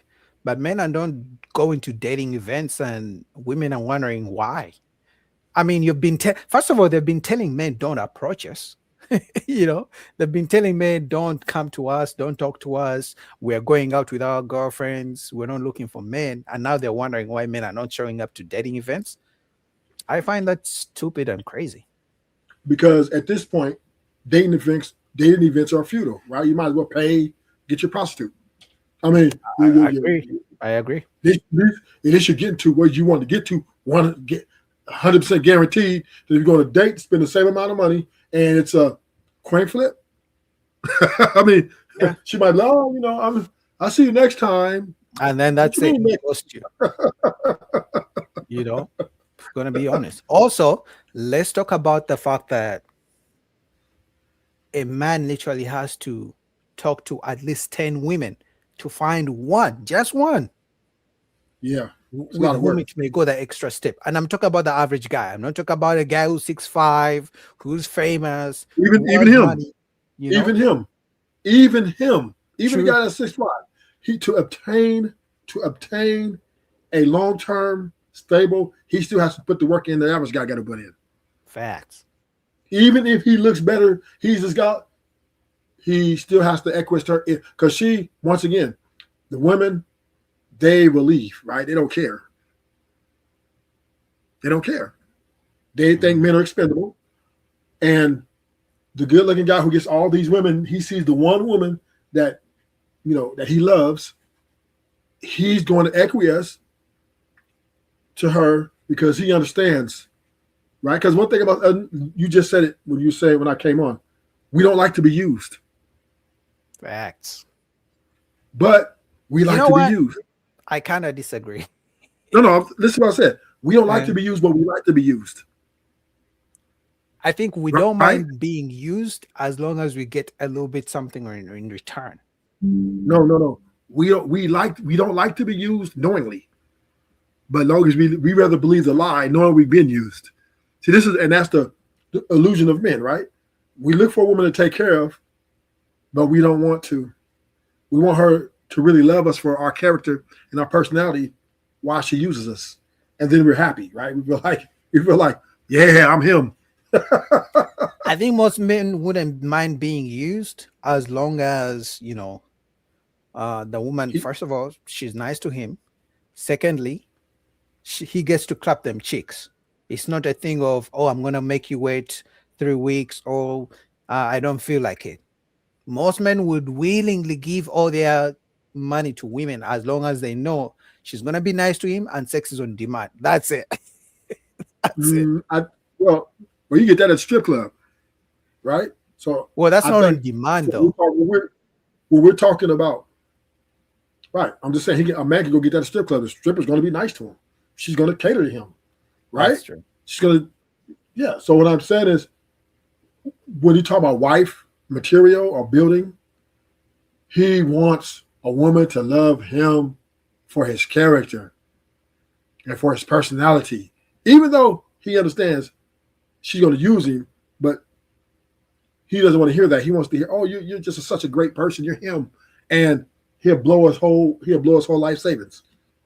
But the moment the woman says, "I want you just for your money, and I really don't care about your character," then he says, "You're a whore."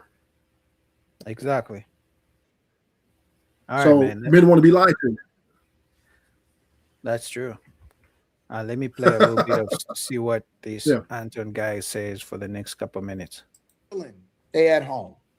I don't think that we're in a space where guys, especially if you're, because these singles events aren't for women that's 21 years old. These singles events are usually for people that are above the age of 30, right? I don't think that in mass, guys that are 30 years old and older are tripping about whether or not they're going to approach a girl. I don't. I just genuinely don't. And so, and the rest of them are quiet because they happy in whatever state that they found. I don't think that most guys are afraid of being alone. I think that just because they alone don't mean that they lonely. And so I disagree with you, because it's not that they'd rather shoot their shot in the DMs or anything like that. Guys that shoot their shot in the DMs, they shoot their shot in the DMs, and guys that don't, they don't. Sometimes guys shoot their shot in the DMs and they still be having shit going on. They got shit going on in real life and they not missing nothing. They just see something else that they like and they just reach out to them. So I think that a lot of guys, either is not, they don't feel like they need to go to a singles event, and B, they're comfortable and happy with regardless of whatever state that they found in. I think that they found more purpose in doing other things instead of feeling like they got to go to a meat market and they got to deal with and talk to a whole bunch of girls in which they just not feeling it. I just don't think that they're feeling it. They're not interested. I think it's a lack of interest more than it is a lack of ability to talk to somebody. So how am I lying? Because you're wrong about what you just said. More guys are in the chat, I bet you, or that's watching this show that agree with me than they agree with you. Okay. I think a singles event would be kind of weird to go to. Like, it would seem to me, and I've never been to one, so I don't know. Maybe I'm wrong. I'm not trying to offend anybody who goes to singles events, but it just seems like it would like reek of desperation. Especially why? Because why is that desperate? Okay, just if you in the house and you want somebody and you don't know how to find somebody, and someone's making it easy for you to be like, "Hey, a whole bunch of singles is going to be right here this night and come." Like, why is that desperate? Because some it just people seems like it would be.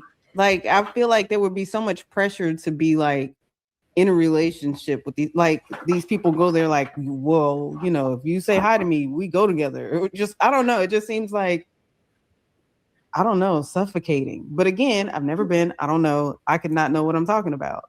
But that's Is it the same thing as all these shows that be on the internet with all these singles trying to find love? Is that the same ish? I don't believe that the guys that's on the internet is really trying to find, like the guys that go on those shows. I don't think they're really trying to find love. I think that they're doing it for the clout, to get visibility. On the show? Well, I think I watched the show that I've been talking about, Love is Blind. They show like all 10 seasons and like all the stats of who like got engaged, who stayed together, who's still together till today. And I think over 10 seasons, it's like I think like maybe 7 couples are still together. So somebody was looking for love. That happened.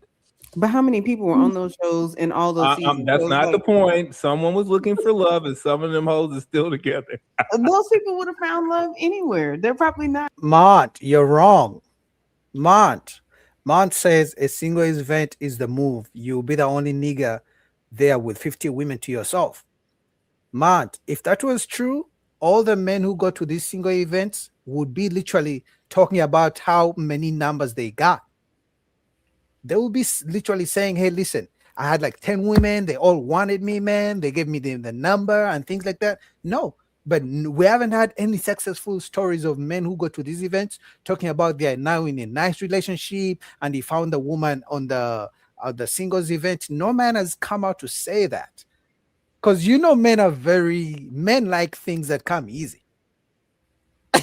He says you can't be ugly though. But that's the point, man. That's why I said just because it's a singles event doesn't mean women's delusional dating standards go down.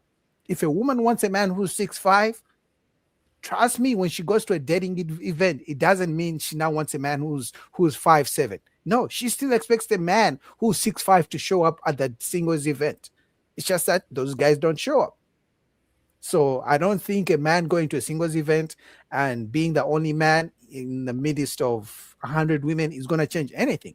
If anything, they're going to look at him as desperate. They're going to look at him like, why are you the only one who showed up? Are you the only one who can't get women? I don't know about that, Boogie. Okay, what do you think? You go up to 50 women, you're going to be lunch meat. I don't think they're so. looking. Yes, because if you show up well put together with a little swag, oh yeah, they own you, right? They're gonna be fighting over you. Women will compete for you.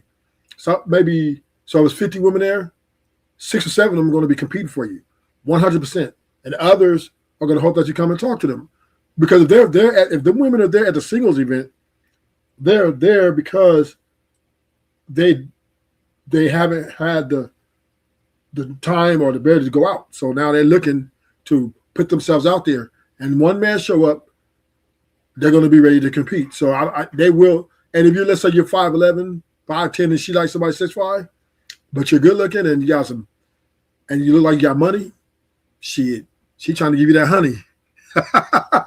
I disagree. I'm the living proof of this. This has happened to me before. This has happened to me multiple times. I had to literally turn women down. Like, no, I'm good. No.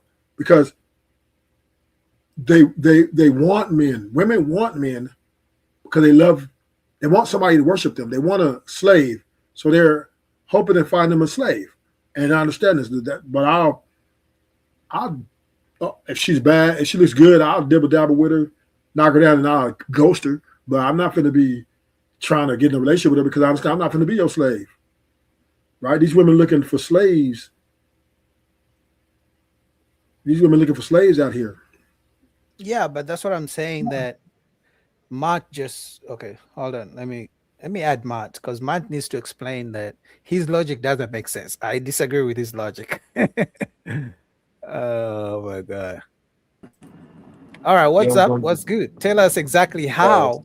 Just because a man shows up to a singles event with 50 women, he's gonna get other women. Well, yeah, I agree with the brother right there. Now, I'm not saying that any man can just pull up. Like, if you pull up and you just any, man and you ugly, or if women not attracted to you, they're not attracted to you. But if you are a man, right, who that women typically like you, if you go to a singles event and you clean and you look good and you smell good, I guarantee you are going to snipe. It'll be open season on you. Like, it'll be open season. Yo, I've been to singles events, but I've been there like as a man with a woman. So I just that's different. But look. I wasn't mixing and mingling. I just was looking at all the women there and the particular guys that was there. I'm trying to tell you, Boogie, those women would have tried to eat me alive if I was there in that capacity. I'm telling you, and then I'd have had 50 women to myself. But here's the thing, Mart. You just said, if you're a good-looking man, blase. Just because I believe I'm a good-looking man doesn't mean 50 women are going to believe so. Now, if you say the famous man, if you say the man who's, has a little bit of clout and shit like that, I'll be like, okay, let's say YouTuber or something. But a random average man is not going up there and finding, women all over him. Because not all of them are going to find him attractive. Even the ones who find him attractive, once one woman sees you approaching one woman and she rejects you, you're done with. It's over.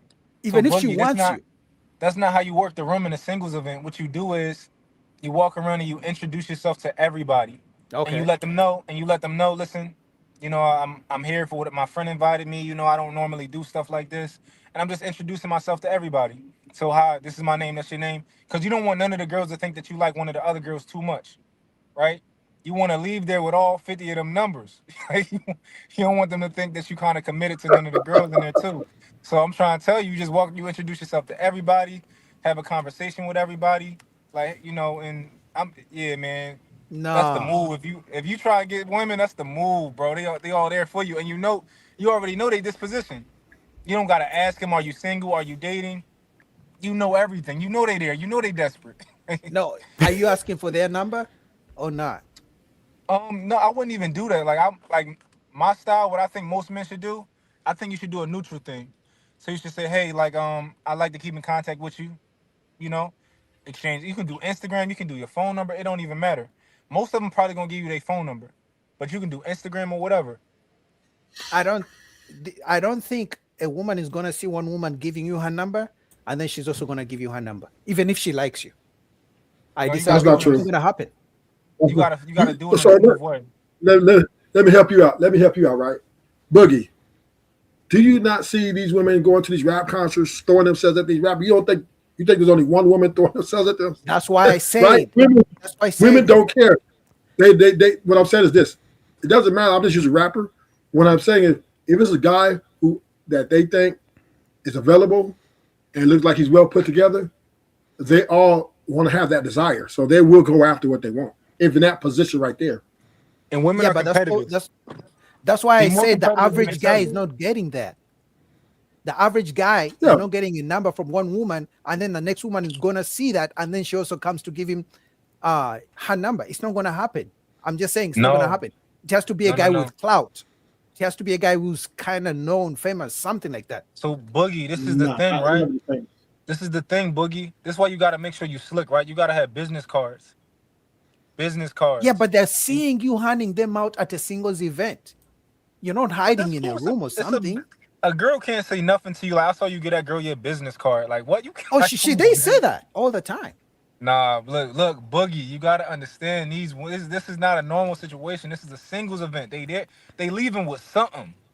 They leaving with something, man. They not, because most of them singles events don't got no men in there. So if you go there and you talk, like all you gotta do is talk. If you can talk good to any degree, you'll be fine. I'm telling you. You'll have those conversations, and you go there, and your strategy is to be like, listen, like, I'm just here to talk. I'm here to be around good vibes. Don't let them think that you're there for a woman, like that you're there to meet the woman, the woman of your dreams. Just say, like, my friend invited me. I said, hey, I'm not doing nothing. Why not? All right. None of those women are going to expect too much out of you. And you just you hand out your business card. You be like, hey, this is what I do. Here's my business card if you ever need anything. And it's real easy, real smooth. Okay, so if that's the case, how come men, because some men do show up to these events, how come none of those men have come out with good success stories? Because I'm gonna be honest with you, most of those they're all ugly. They're not the men that women want most cases. So you see, so it's almost like Russian roulette. Why am I baiting and hoping that some woman is gonna find me attractive after I've already paid? Sophisticated. What do you think about that? I don't advise men who know that they're not attractive to go to these type of events. I don't think that.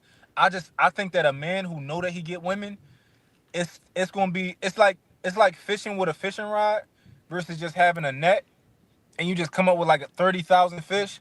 I just think it's easy money. That's the only reason. That's all I'm saying.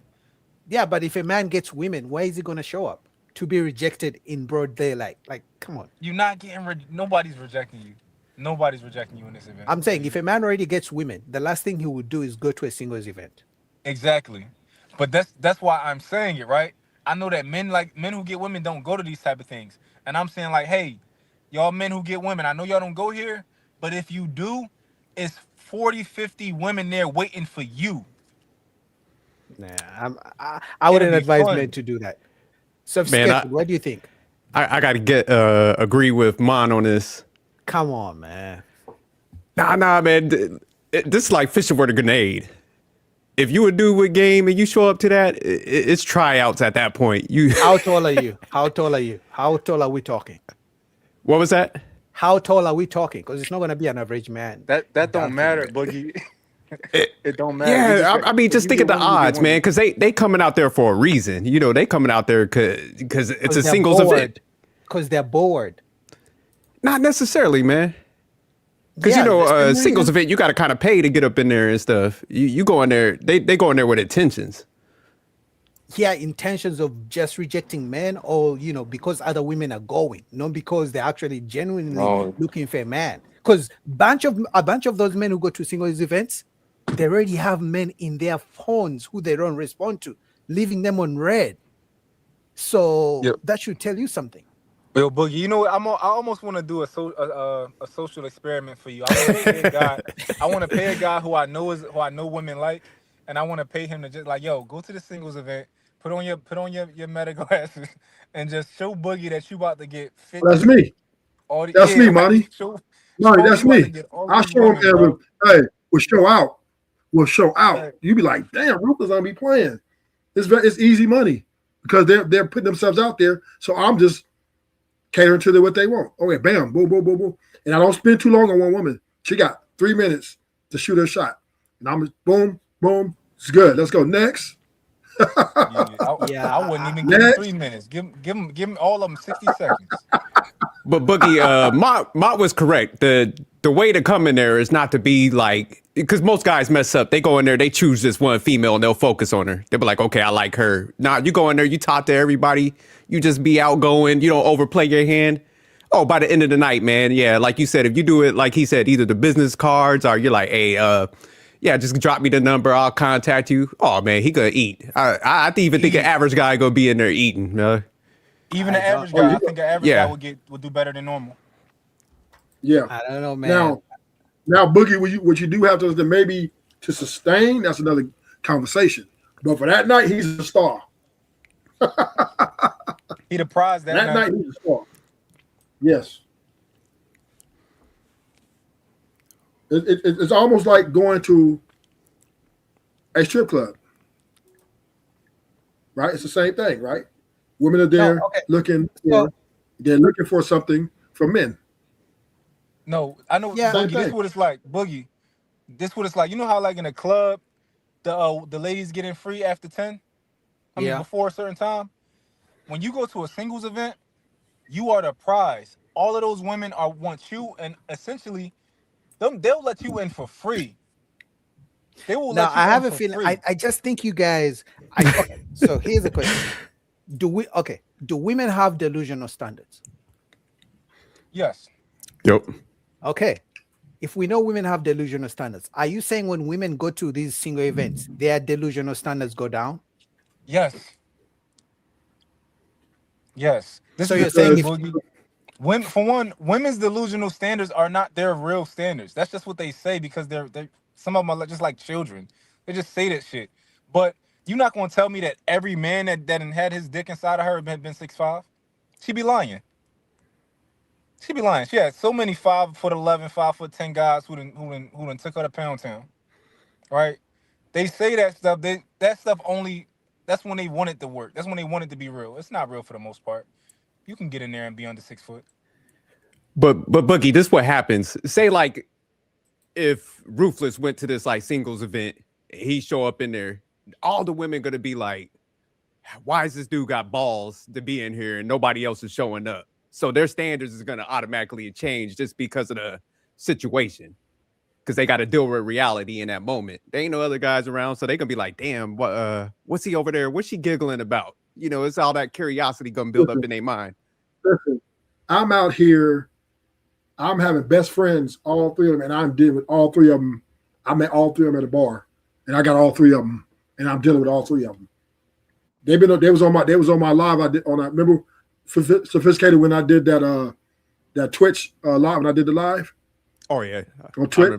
Yeah. Those, all of them was my girls for that. You know what I mean? And I had all of them, and they was all So I got all of them on the same day. So I already know. You go to a singles event. Oh yeah, that's Gucci, right? You're going in.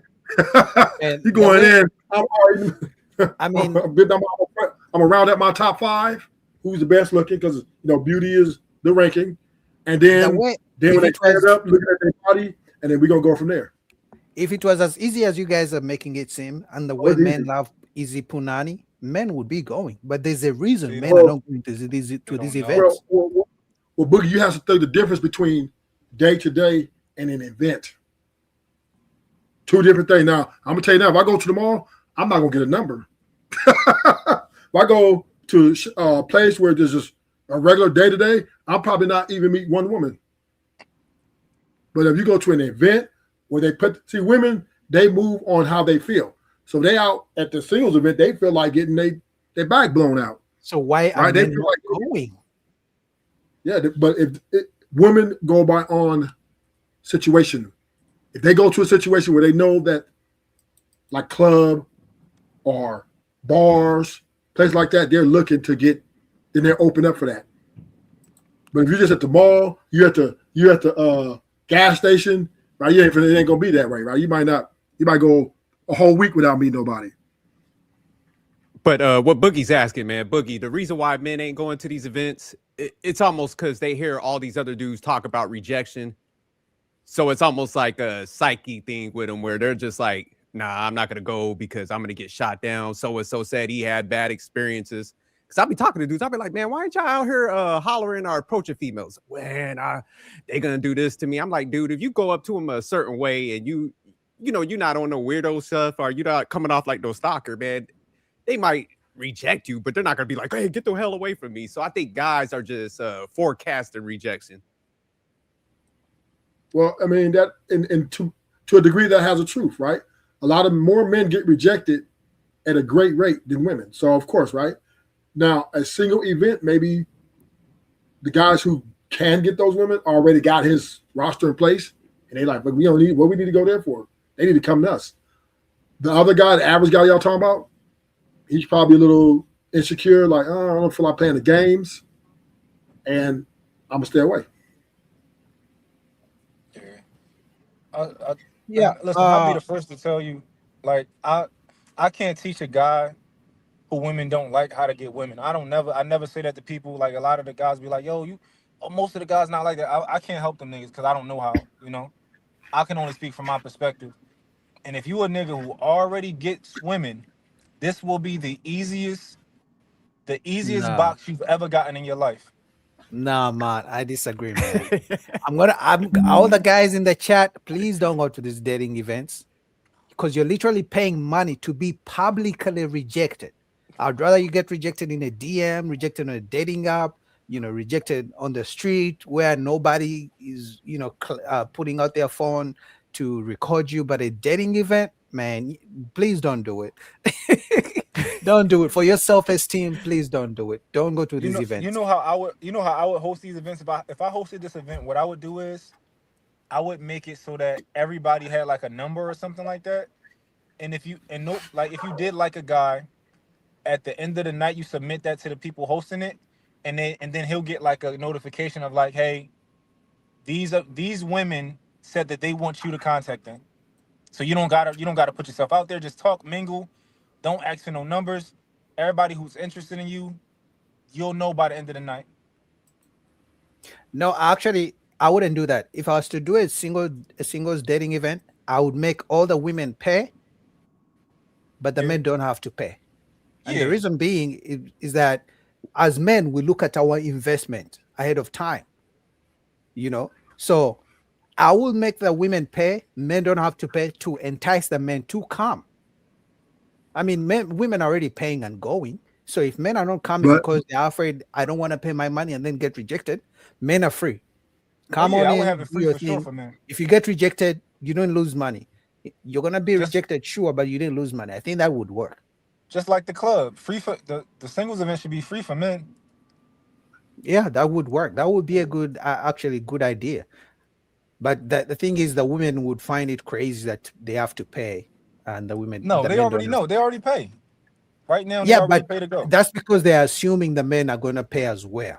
But if No. they got to know of that, I think they would have an issue with it. They wouldn't show up in big numbers as well. I've been like, Because they believe they're the prize. That's why. Boogie, I used to do videography, right? And I've shot speed dating events where the host was like, yo, can you join? Like, can you sit down like and deal with and mingle with the ladies. I swear to God. Because you didn't have enough men. Yeah, they didn't have enough men. Ah, that's Yeah, great. because men tip, like I said, the average, listen, you got amongst men, right? So a singles event, damn, that would have to be the average, man, because the guys who got the money and the women, they not going to go. They already got their roster. So average men ain't going to go because I guess a lot of men been played. Maybe they don't want to sign up for being played. Maybe they don't like the way women's attitudes are. Maybe they just don't like to even deal with these women for that most part. So Maybe that's we why just they're not think it's going. corny though. Maybe we just think it's lame. You think that? Like sometimes Yeah, like a dating I event? don't think they think it's lame. I just think they don't like the graphics of women in today's society. I just think they're like, you know what, I'm good. Yeah, that's they what I was probably saying. That if a man has been rejected 10 times, why am I paying to go rejected the 11th? No, it ain't That's too Boogie, it ain't not about being rejected either, though. It's also about bad endings, right? Bad situations that they did get rejected, but it turned out that she was a gold digger, or it turned out that she was a crazy psychopath or a narcissist, right? Those, you got to remember, those things are in the play too. So a lot of men may not want to even sign up for that. You know why I don't think that fully makes sense? Because men still go out to get women, right? Like men still go out to the club, men still go out and they still talk to women. So if you still are willing to go out and talk to women and you're not willing to go to a dating event, I think it's just because you think it's lame. Like guys are still buying drinks. They still buying women drinks at the club and all that type of stuff. Man, I think that they're scared, man, because it kind of ties into what you're saying, Mont. But I think the fact that, like, when you go to a singles event, I think guys look at it like, I'm on the clock now. I gotta have an interaction, but because when you go to a bar or something, you probably with your boys or something, they might have a drink, getting drinks. Then they see somebody, they come in like close proximity, they might start hollering. But when you actually go to a singles event, you're there for a purpose. Everybody's coming there for that purpose, and I think a lot of guys are just like, nah, I don't want to be on the spot like that. You know what I'm saying? They don't know what they missing, bro. Listen, they don't know what they missing. I'm trying. So on that, I have another video here, and the women are saying men have nothing else to offer apart from money. But we know the only reason men make money and focus on the money is because women are screaming every day, I want a man who's a provider. But now women, you know how men ask women, what else do you bring to the table? But because women have nothing else they usually give to men apart from the punani, now women are trying to a way to reframe it, kind of gaslighting, in my opinion, asking what else do men provide apart from money, when we know money is the biggest thing that most women want in a man. So let me just click up this video real quick, and then you guys, let's see if you guys agree, disagree, and we'll go from there. I appreciate you guys for joining me today. Yeah, man, where you going, man? Where the fuck you going? You gotta get home, man. Mont going to a singles event. Shit, he's like, Mont said, I'm about to show y'all, goddammit. It's funny. All right. All right, here we go. Have your own money, you start seeing men for the bitches that they are. Literally, it's so easy and so clear to see that a lot of these men have nothing to offer besides money. So when they can't do nothing for you because you pay for your own bills, yes, it's nice to have a couple bills paid for, but you don't got to be fake nice for them to pay that bill. You can cut them off. Feel like if they look at you wrong, out of there.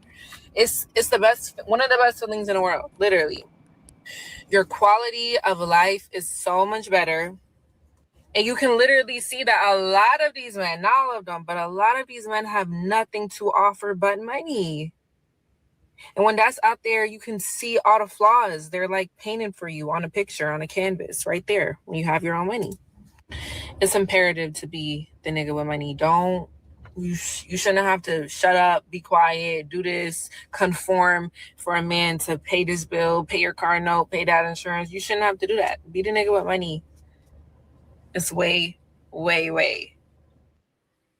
Okay, so before anybody answers this, when a woman has her own money, she different with men. Do you all think that this woman would be the type of woman that the guy the other night was talking about? What do you mean? So it needs to lower her standard. Or not talking about, but would she fit?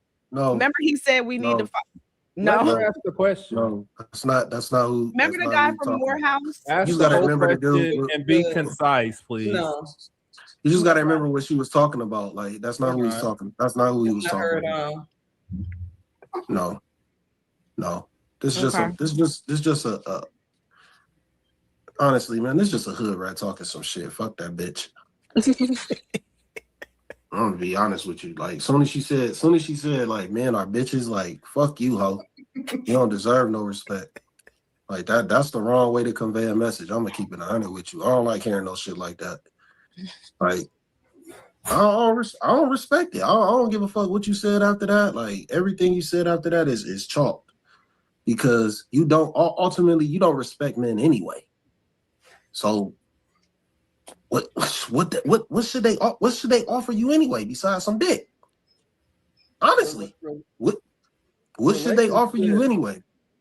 It's more than money. Like, that's what women always like. They always fucking bring up money. Like, relationship is more than money. But she's not even talking about a relationship, dog. She just said, if you got money, the men don't offer you anything. No, they just don't offer her anything because she ain't worth offering nothing to. She has no value to a man.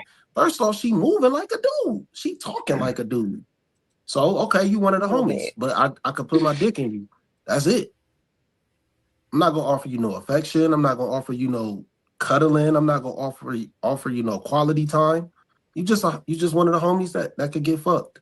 That's how they looking at it. And somebody was like $5. One of the homies that can get fucked is crazy. I always say this about getting married. I always say that I want someone to push my wheelchair. And I found myself the other night in that very predicament. My ass was in the emergency room on Christmas Eve, and I needed someone to fucking take me home because I was on drugs and I couldn't fucking drive. And who the fuck was I going to call at 4:30 in the morning because I didn't have a wife? Kim. No, your brothers. Oh, what? Call me? No, but why didn't you call the girl who you drove from Texas to Oklahoma? Because she was at home with her. She was at home with her 5-year-old kid. Why would I wouldn't do that to a mother? You drove a baby mama? That nigga ain't gonna be able to let this down. I was just saying, like, I'm gonna say something about it. I ain't gonna bring it back. I ain't gonna never bring it up. Don't worry about that for me. Bring what up? I honestly just think women are trying to turn the corner because they know when a man has money, they can't get away with shit. So I think that's the biggest point. Women want a man who spends money on them, but you shut up. Don't tell her nothing to do. They literally want a slave. Pay her bills, shut up, buy her whatever she wants. Don't hold her accountable. I think that's that if there was a perfect man a woman would want, that would be the type of man. Pay my bills, don't tell me nothing. Don't tell me what to do. So that's why they're saying, what do they get apart from the money from a man? But they want the money. Boogie, the problem is women don't know what they want, right? So I disagree. So that's the thing. That would be the perfect man for them, right? Until they realize it's not the perfect man for them. And then it's like, oh, like you thought that you wanted a man that you could tell what to do and just give you money and all this other type of stuff. But then you're going to find yourself looking for other things, right? They wouldn't be happy with that, but they think they would, but they wouldn't.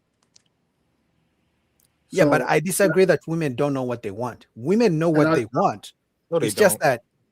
that, hold on. It's just that whatever they want doesn't usually work out for their best interest long term. I agree with Boogie. But they know exactly what they want. If she wants a bad boy, it's because she wants a bad boy. She knows the good guy is better for her. But right now she wants a bad boy. That's why 10 years later, 15 years later, they come out and change and say, now I want a God-fearing man. They know what they want. It's just that it never works out for them. I think you're half right, half wrong, right? You're half right that they do know what they want. Women know what they want. but they don't always get what they want. And that's where we got to keep it in there, right? And the guy that they settle for, they're going to dog walk him, right? They're going to make him feel all her misery, all the why she didn't get the guy she wanted. And these guys will just get crushed, right? So the women, when she said that men don't bring nothing to the table outside their money, because once again, I think you had it right, Boogie. They don't want the leadership of a man. They don't want his opinions. They don't want a man to teach them nothing, right? They want him to give them the money that she thinks she deserves, validate her feelings, whether she's wrong or right, and don't have sex with no other women but her. The perfect slave. They want you to be the perfect slave. And this woman here talking on this video obviously has not been able to accomplish that. So that's why she's like, oh, I got my own money and I don't have to listen to what a man says. I can just live my own life. I have to agree with Mon on this one. They don't know what they want, man. I disagree.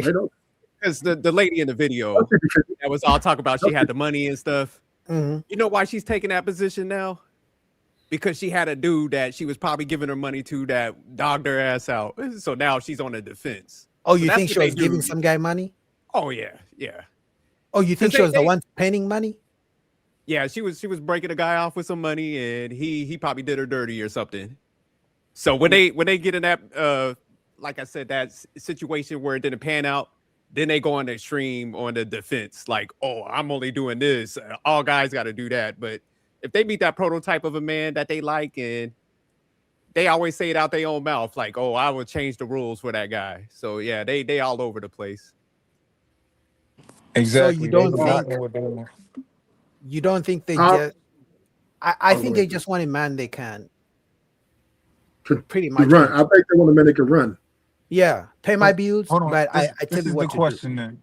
Do y'all think that if they had this man that lets them do whatever they want and just gives them money, y'all think that these women would be truly long-term happy?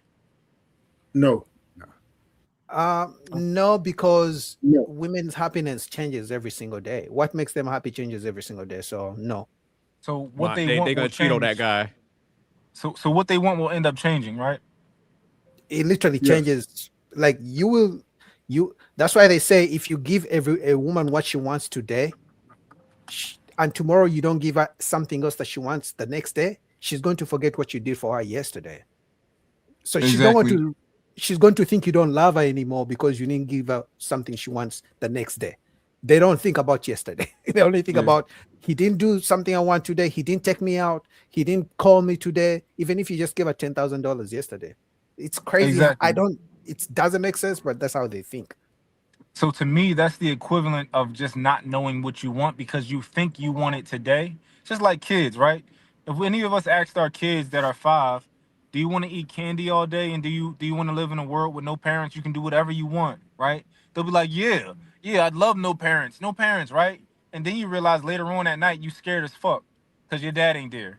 Where's my dad? I haven't seen him in an hour. Like, you don't know what the fuck you want. You think you know what you want, but you don't know that you'll end up wanting something different. So that's what I mean when I see that. I think money. I think I hear what you're saying now, but I think you got it.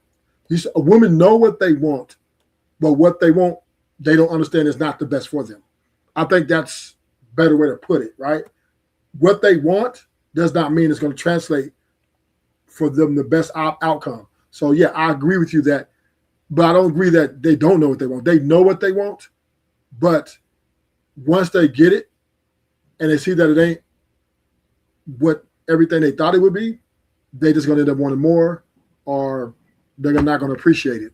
So, do I think women know that they want money? Hell yeah, I know. I think they know that they want money. I'm not even gonna dispute that. Do I think that women want great sex from a man, that her man she likes? Yes, she knows she wants that from him.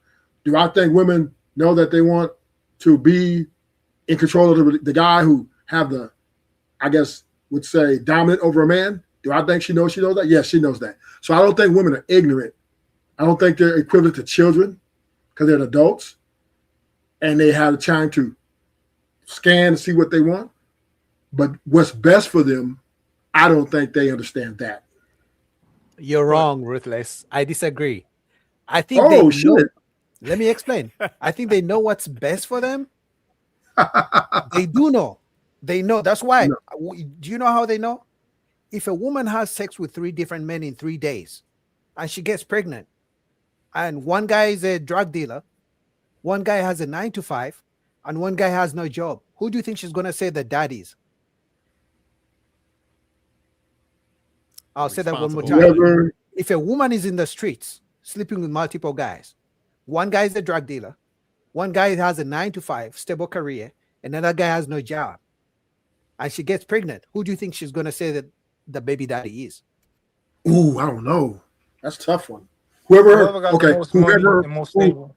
whoever Exactly. Whoever has whoever- a stable job and is going to be a good dad, a good father, No, that's I going to be think- the 9 to 5 guy. I think He's I going to think pin whoever the she's baby gonna on him, even if he's not the father. That's why I'm saying they know what's good for I them.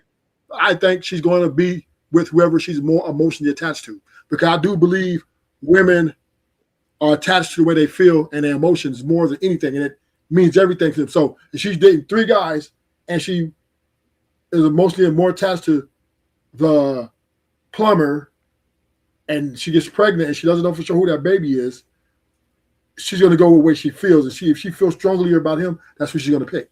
I disagree. That's why women can be married, have outside babies with the guy she's attached to, she's cheating with, but pin the baby on the husband. So she's always going to pin the baby on the man who's the most stable, the man who's going to be a good father figure. No, Boogie, she pins the baby on the husband because she has to. There's no other, like, she doesn't want to be known as a cheater, right? Because of the stability.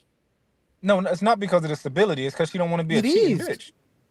No, you can't tell your husband like, oh, No, well, this is somebody else. the reason, hold on, the reason I say that, because if she was really attached to the bad boy that Ruthless is talking about, she's cheating with, she would then divorce the husband and go be with a bad boy who has no job or something like that, because she's attached to him. I mean, we can ask all the guys on this panel. If we could birth kids, right, and we cheated and got pregnant by somebody else, I'm pretty sure all of us would be like, well, the easiest decision is to just tell our girl it's hers, so we don't got to get caught cheating. It's a very, very human. It's a very human. You know, it's an obvious choice of like, let me just lie to this, tell her it's hers. Yeah, I think they lie, man, because they don't want that society shame, man. They don't want to wear that jacket, so they will lie. They'll just put it on the person that they with, because they know how it would look to their family and stuff. Women don't have shame anymore. It's like when I was a kid, I had broke something, and I blamed it on the dog. It was an easy move, you know. Why not blame it on the dog? It's a dog. He can't talk, right? It's just it's almost common sense. If you can or if you break something and then you put it back together so that it look cool, and then you watch somebody else break it, you like, damn. Oh damn, what, that joint was loose? Oh, that's crazy, right? It's just like the same. Oh, all right. So anyway, first of all, shout out to Jervis, man. Jervis has been supporting me ever since he was, I think, the first person who came in my chat when I started going live. That was a year ago, man. Shout out to Jervis. He's been a big supporter. But I honestly believe women know what they want. They just want it all.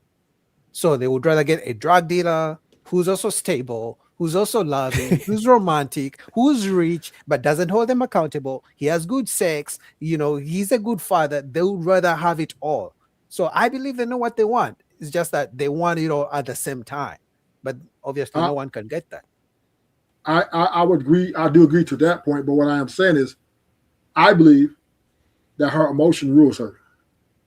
I believe her feelings mean. I believe women invest heavily in the way they feel. So if she's having sex with 3 different men, but 2 of them she doesn't have that much feeling for, it just gets sex, but the other guy she strongly feels about, she's taking that guy regardless, right? Same thing in a marriage. If a married woman sleeping with, let's say she has a guy she's seeing, if her feelings transfers over to him more than the husband, she's going to divorce.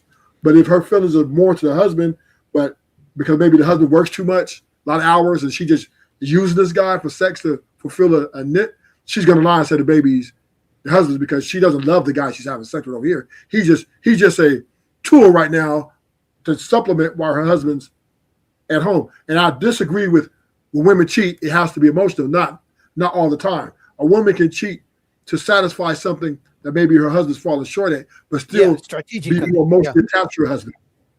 Strategically, You know what I mean? I agree. It could even be because she's trying to get back at you. She could literally do that. Yeah, it could be that. It could be that, or it could be you work 12-hour shifts, or it could be her, and she just wants something with a boss. Just for that. With a boss. Yeah. So to get a promotion. A woman, whatever she's enslaved to how she feels, that is her rule. If she feels for whoever she feels for the most, that's who she's going to pick, and she will burn everybody else up to get to that guy. So it doesn't really, do they even know what they want? Is it feels or is it what she? Anyway, it could be the same, but I was thinking what she wants more than what she feels. So I think this is where we got to get it at, right? This is where I think we're talking about the same thing, right? Yeah. So logically, women do have some logical thinking, right? So logically, she knows what she wants, but emotionally, she doesn't know what she wants because she doesn't know what she's going to mostly attach to. So sophisticated, knowing everything we know about women. Please and please give me one reason why men should consider a long-term relationship. If we know women change how they feel, things like that, every single day they change. So give me one good reason a man should take the risk. Oh man, it's like I say family, but man, we crazy too. That's why. Because eventually, if you're talking about family, at some point, she may take you to the judge to get full custody, and now you can't even see your kids. Or you gotta make sure that you got leverage in the situation. I think most men don't have leverage with women because they don't know how to do it. They don't know how to most men aren't picking women that are women that they can, for lack of better words, control. They're picking the ones that they can't. There is a woman out there for everybody who looks up to that particular man, but I think most guys are just trying to shoot too high. Wait. Monty, are you saying that men are looking for women they can control? I think they should. Well, you can't control no woman, Monty. Yeah, number you can. one, right? And because she's a slave to her emotions. Her feelings rule her. You can do everything right? And if them feelings are compromised, you're dead to her. So he can't control her. You can't control her. Yeah, you could control him. No, you can't. It just ain't no I say tyrant type of control. It's more like influence type of control. Is there a man they have to like you like that? Like what Mont was saying, they gotta look up to you and they gotta have you in a different light. But if you don't got that, then you ain't got no control. If they don't like you, you can't control them, man. You can't. That's what I'm saying. You have to find the woman that looks up to you, not the woman who you're looking up at, right? Do y'all think that there's a man out there that a woman can control? A whole bunch of millions of them. And the reason I believe a woman can control a man is because I don't know. I think it's natural for us to submit to authority to some extent, to leadership in a form. So if a woman comes off as a leader, masculine, whatever you want to call it, some men will be willing to submit to that. That's a crazy. Because most men are beta. Most men you talk about it as far as relationship, though, right? As far as a relationship. Yeah, there's a lot of women that could. I'll say a vast majority of women control men. Yeah, compared to men controlling women. I don't believe a man really can control a woman. So the let's break this down. Could control a man. Let's break this down, right, Monty? To your point. Okay. So let's start from the dating phase, right? Most men, 98% of men, when they date a woman, they're acquiescing to her happiness already, right? That's the problem. Automatically. Yeah, that's right? that's the problem. So this carries over. She's setting the women are setting the playing field. The expectations is you're gonna pay for all these dates for 5 years. You're gonna pay for all our experience. Every now and then I might pay for something once or twice a year. Don't make it a habit.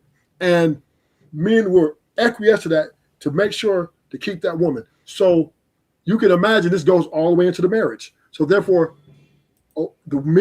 most men are in a deficit to women because they don't have the access. And when the access is granted, they feel like it's an epiphany, right? It's like, oh my gosh, this is the one. So they let their guards down and they do whatever she says. Happy wife, happy life. Ruthless, why you think guys take that position though? Why what's in their mindset that they take that stance where like they acquiesce? Because men feel like they can't live without women. Right? They pedestalize women. They worship them. So and they think life is here because of the woman. So therefore, whenever they get a date or they find a woman they love, they break down and they stoop to her expectations and her demands. Yeah, and it starts, like you said, it starts from the beginning. So yes, Boogie meets a woman. Hey, I would like to take you out and get to know you. Boogie's like, let's go get a drink. And she's like, I don't do drinks. Let's do dinner. The moment I say yes to dinner, it's already over. So I've already said yes to her from the beginning. I'm never going to be able to say no. I even talked about that today. Most men don't think about it. They think about it like, oh, I'm just a listening guy. I'm trying to be nice. I suggested drinks, and it happens all the time. The man will say, let's meet at this time, at this place, and she'll say, that time doesn't work for me. I don't like that place. Let's do a different place. Most guys will say, okay, let's do it. What do you have in mind? So most guys actually ask the woman, where would you like to go? So from the beginning, the man is already giving over his control and leadership. So it's Boogie and Boogie, you said 8 o'clock. You be there at 8 o'clock. She's not in there. She's not coming to your car till 8:30. Yeah, and then the guy is okay with it. If you're okay with it, you're already messed up. Yeah. Most guys don't want to lose. He saw the booty. He's like, you know what, man? Okay, she came at 8:30, but man, that booty is so big. Maybe she was really caught up. The moment you do that, it's over. That's going to set the pace for the rest of the relationship. Yeah, so therefore, the women are running the date market. They're running relationships. They tell the dudes, you better give me your location. If you don't give me your code, or I'm going to figure out your code. You can make me do it the easy way and the hard way. Women are telling men pretty much how they're going to deal with them. They're running marriages 100%. They just on no. You out your mind. But no, Boogie had it right, man. I tell dudes all the time, leadership starts on day one. How you set that tone, man, that's how your relationship's gonna go, and that's where most guys get it wrong, man. Because like Ruthless said, if they acquiesce in the beginning, man, yeah, that's why they don't have the leadership, because they have that scarcity mindset. Yeah, it's over from the beginning. Yeah, the hardest thing for you to switching up a dynamic is you can't. It's so hard to switch up a dynamic once it's already started. But you got to also remember, most men are betas. Majority of all men are betas to simps. So therefore, they're in a deficit. Oh my gosh, she said yes to me. That nigga in there celebrating. Yeah. All right. Let me just see what this guy's gonna say right here, real quick. For me, the mileage. Realistically, that's why you have the mileage. Okay, okay. I'm gonna put this story to rest. The woman that I took from, I can't believe I'm saying this, from Texas. Never mind. Okay, I'll let y'all niggas think what y'all want. Well, now we want to know. You know, Kim. No, just keep it to yourself, dog. just leave it in your What brain. are y'all's thoughts on the topic though? When a woman has my thoughts are Slimmy's thought. It's just why do women think that? Like they always bring up money. Like men are so much more than money. I didn't even notice that until we break up. And my baby, she's always texting me man shit about doing shit, buying a car, fucking getting a fucking key for her fucking car fob, fixing some broke shit at the motherfucking house. That's what men do. Like fuck the money. We just get shit done. We make sure everything that was gonna break will work. That's what fucking men do. Unless you got a bitch ass man, then he don't do shit. But overall, men do shit. We fucking get shit done. We make woman's life easier. I think in most situations, men know when they get a wife, their life is going to get harder and the wife's life is going to get easier. I gotta agree. I gotta agree a little bit with that. I mean, at the end of the day, I mean, I don't see why the money would matter. If she's not going to deal with him, then she's not going to deal with him. Why does it have to be if she has money, I guess? Because otherwise she's saying that when she doesn't have money, she's dealing with men that she doesn't really want to deal with. She doesn't really like them. To me, that's a waste of my time regardless. So I don't. Go ahead, Simone. I thought her argument is, what do men have to offer outside of money? Utility. It is. That's her argument. Utility. We do a bunch She of says shit. she We has her protect own it. money, so what can you do for When her we that see a she nigga can't do beating for your herself? ass on the side of the road for that money, a nigga's gonna save you. Well, tell her. I think men are What equal. the I'm men not have to coming to offer tell you. outside of money? She said something about what do men have to offer outside of money? Outside, yeah, like she's not impressed by money. I can literally come in your house and kick in that's your also- door and take your money, and who you gonna call? But in reality, A man. Then that that's all that must she can she offer. must- she must that she never was it. She's probably never been in a relationship with somebody that she liked. Because if you're in a relationship with somebody that you like, She was doing it for the money, and now that she has her own Right, money, so that's why him anymore. That's why I said what I just said. Yeah. Yeah, exactly. So I kind of agree just with think what she's this saying whole- in that the women who are using men for money might be a little different if they have their own money, because like Mika was saying, now you don't have to be with this man to pay your light bill. You can pay your own light bill, which of course you should have been doing in the first place. But that's beside the point. But I do think that it'll make some women move differently because they're like, well, I don't have to deal with this man, that I'm not attracted to do whatever financial thing he's gonna do for me. But again, I'm with what Mika said. I don't think she's been with a guy that she likes. I think she's only ever been out for money in the first place. Because if that wasn't the case, I don't think she would ever have said any of that. She would have been like, okay, well, you find a man that you like and you go be with him regardless of his money or whatever. Thanks, Anton. Hey, do you open up some mail? Just open up bills and shit. You see all of these fucking.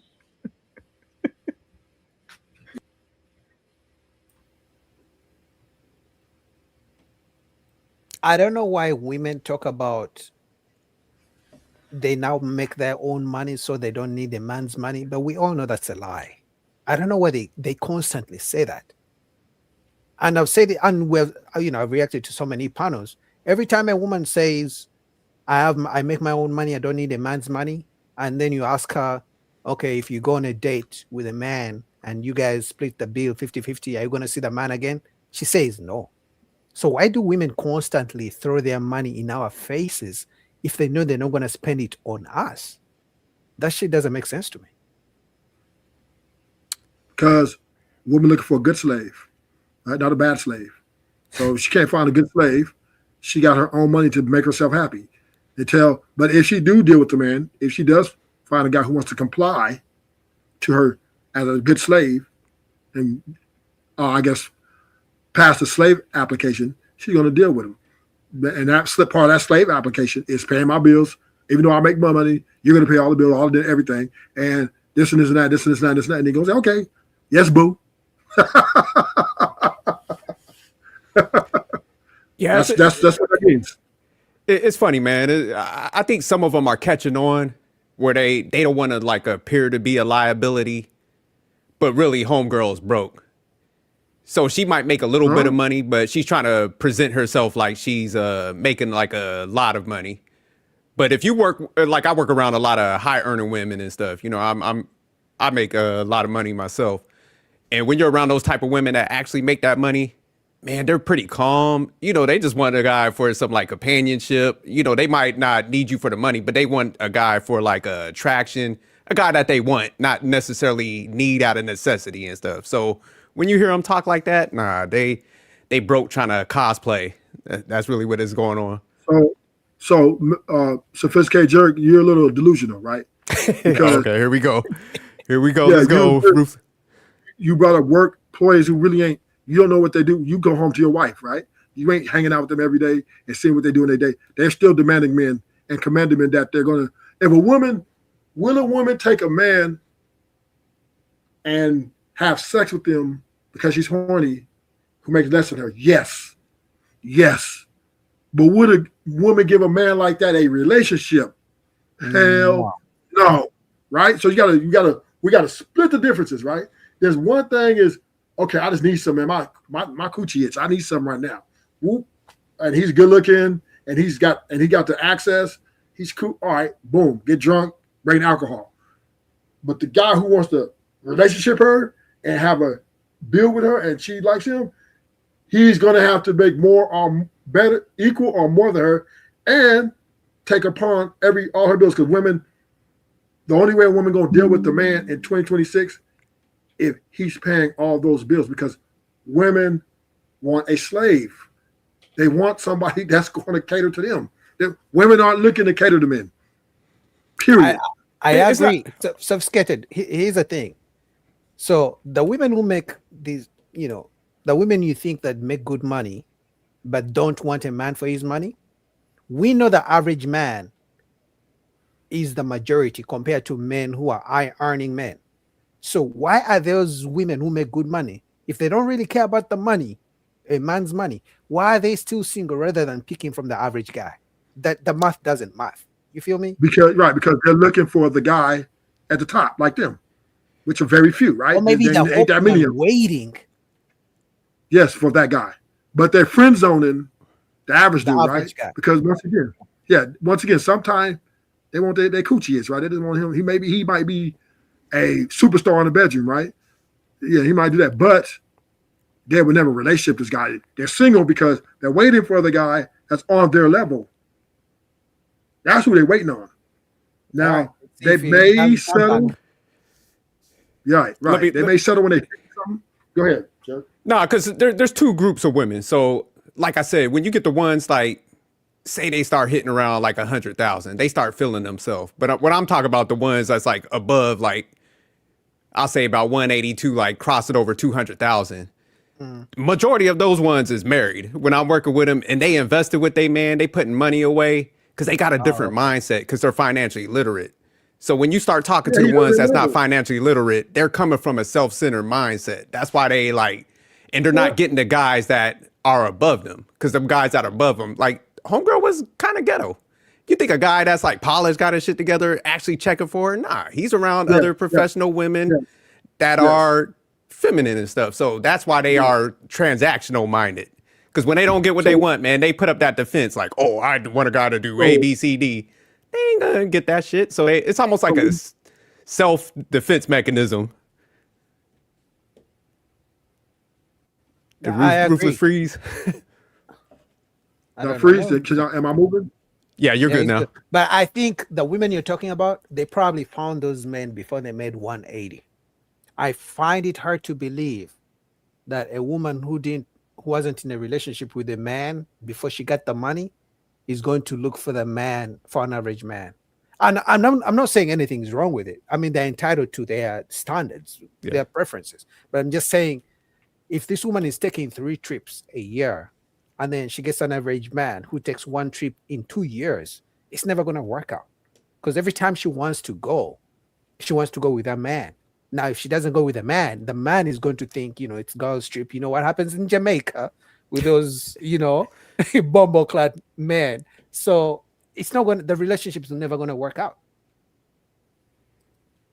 Yeah, no, if they got like wild, I'll say habits like that. Yeah, most of the time they probably will stay single because the guy ain't going to be able to match up to that. But I think most people, man, they live reasonable within their means and they date proximity. So like I said, they're going to be in an area where like there's comparable guys that, work around the same industries and stuff like that, or corporations. But you got to remember, women are hypergamous. So but they always got that eye looking to level up. Don't get it twisted. Now, you said one key thing. The man that they're dealing with, they're investing with. So he has money. She's not investing in him alone and say, here, you want to be a part of this.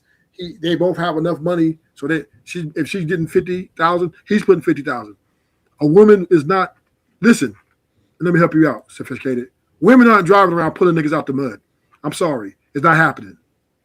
Oh no, I'm not saying that. But I'm just for every one female that make money, there's 10 guys that make money. That's the stats. So the fact that they can't find a guy that makes money, that's why I'm saying it highlighting something with them.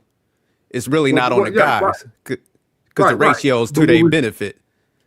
No, but what you got to understand is most men like women who don't have that much money, because with them getting women with a lot of money, for a lot of men come a lot of ego, a lot of competition, right? A lot of she comes with a lot of masculinity.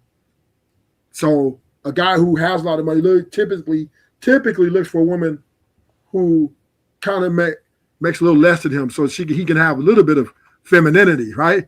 But that's changing now. It doesn't matter now. But yeah, these women are. If you're rich and you make a lot of money, I'll say stay single. Facts. I agree with you on that. That's true. I ain't fighting y'all on that one. All right, I got another one from I don't know if you guys watch whatever podcast I do react to that shit, because I try to be equal opportunity employer over here with my partners, because sometimes people like to think the mindset is just with Black women, but I think it's just with every woman these days. So watch this. I want a guy to pay for the first date. So what does that entail? So let's say you're dating a guy who works construction and he makes $20 an hour, right? And let's say the total for the date is, for the both of you, is 100. I don't think that's unreasonable for a nice dinner with some drinks and a tip. It could even be more. I'm sure all of you have been on a first date where the guy paid more than $100. That's $50 for you, $50 for him. He works $20 an hour. That's 2.5 hours of work. Mm-hmm. So y'all women want a man to labor for 2.5 hours. But if he asks you to do a bow that costs you 3 seconds and is effortless, literally effortless, it takes 3 seconds to do a bow, you won't do it. But you can demand a man to, using his resources, and let's say he works a construction job and he's getting $20 an hour and he takes you out to $100 dinner. That's 5 hours of work. I mean, obviously he's paying for himself, but that's 5 hours of work. Y'all can't hit a bow? I mean, majority of us said we would. I'm not. No. I said No, but I would pay for my own That's on dinner. him. I don't need anybody to pay for me. That is on him. Really? I usually bring my own money. If I'm on a date and say the guy don't want to pay, No. He wants to pay. But, but that's would like there him be a second offering. date if the guy didn't pay? It doesn't matter. It just depends on the energy and the vibe. If the vibe wasn't good, there's no second date. Let's say the vibe's good. Okay. The vibe's good, but he's like 2 checks. Is there no second date? What a turn off. What a turn off for a guy. That's a yes. That's a yes. No, that's crazy. It depends on the communication. What's a turn off? That's a turn off for a If the guy guy to pay says 2 $100 and expects anything from $100 for you to do back. That's a big turn off. What? What about if I I'm not get a talking about dinner? sex. So the same What? way that you were, how you were What? saying for like 2 hours, right? It takes him 2 hours of work to give you dinner. To afford it, Yeah. yeah. Right. So with my money, what is it for me then? The same thing, What no? are you talking about? That's why you should I'm have flipping up the communication. scenario. Her hours that she makes at her job is being spent on you because she's paying half as well. Well, that's The scenario presented was the guy's paying for the dinner. and then expects me to bow. Because if I was paying for his No. dinner, I wouldn't expect him to bow. So who's more of a man? No, you don't expect him to bow, but if you're going on a date with a fucking construction worker that gets paid $20 an hour, he's literally physically laboring so that he can, for hours, so that he can take you on said date. Okay. And y'all are not willing to literally. No. So as a nurse, I'm Or paying did his you first did. for his first Did you dinner. nurse? I'm doing the same thing. It's labor. It's the same body labor. Do you pay for first dates? Sometimes I have before, I thought you said it was a turn-off. not mostly, but if I'm Okay, so what if he's hot enough, talking about, If bro? he It was a turn off, if he How expects something. beautiful Brian's shawl is. It's a very beautiful shawl, Brian. She said it's a turn off if he expects everything I something. say goes back and forth. I don't know why it's not that simple. Yo, Eugene, thank you for the gifted. Hold on. Boom. Eugene, thank you for the gifted 50 memberships. What? She said it was a turn off What? if he Vow. expects something after paying for the date. No, I'm not. That's what she said. I Was paid for your dinner. No, Bow. it's I'm trying to articulate a point. Women can have this expectation of men that the man should pay for the first date. Well, what does that actually entail? Like, what are we offering? No, that's not the point. Okay. I got the point though. If you expect a guy to pay for the first date, that's your expectation on him. What is required for him to take you to $100? The total for the date is $100. If he works $20, makes $20 an hour, he has to work 5 hours. If he's working a construction job, he's physically laboring so he can take you on a date for 5 hours. Well, even being charitable, if we cut in half, it's 2.5 hours of work for him, right? 2.5 hours of physical labor. That's your expectation for men to take you on a first date. But y'all are, I would not do a 3-second bow. If that was his expectation, Everybody's different. I'm different. No, it's not a transactional thing. Like, I'm taking you on a date, so you have to bow. It's not that. It's just like you guys have this expectation on men that they should pay for first dates. But if a guy is like, I want you to be submissive, I want you to bow for me, you won't do it. But that's expectation. I'll take it even a step further. Y'all, I don't know what y'all's sexual history is. Probably some of you at this table have met a guy and within minutes, hours, have fucked him same night. You've sucked his dick, gave him the pussy, You'll less the D, but you won't hit a bow? You won't do a laundry? Yesterday, I did a reaction to a woman who had a one-night stand with a man she met in 20 minutes. She met a man in 20 minutes and they're already getting it on. But I can guarantee you that woman in 5-10 years' time, she's going to be asking God to send her a good man who doesn't cheat, a good man who respects women, and a good man who's willing to wait until after marriage to have sex. But I think this is one of the reasons men are done paying for dates, because I think some men are doing the math and thinking, if I keep paying $100 a date and it never goes anywhere, if you do that 10 times with 10 women, that's $1,000. And then let's say you take at least one woman out 3 times, still no punani, she's making you wait, but then you at the back of your mind, you know there's a guy she gave it on the first night. So once men put 2 and 2 together, it's not worth the investment. I'm going to be honest. I'd rather you get that money and invest it in yourself. That's just me. No, I'm with you. I'm cheap. So, but like what she was saying, if she would pay $100, like what would she get? Man, I'll put out.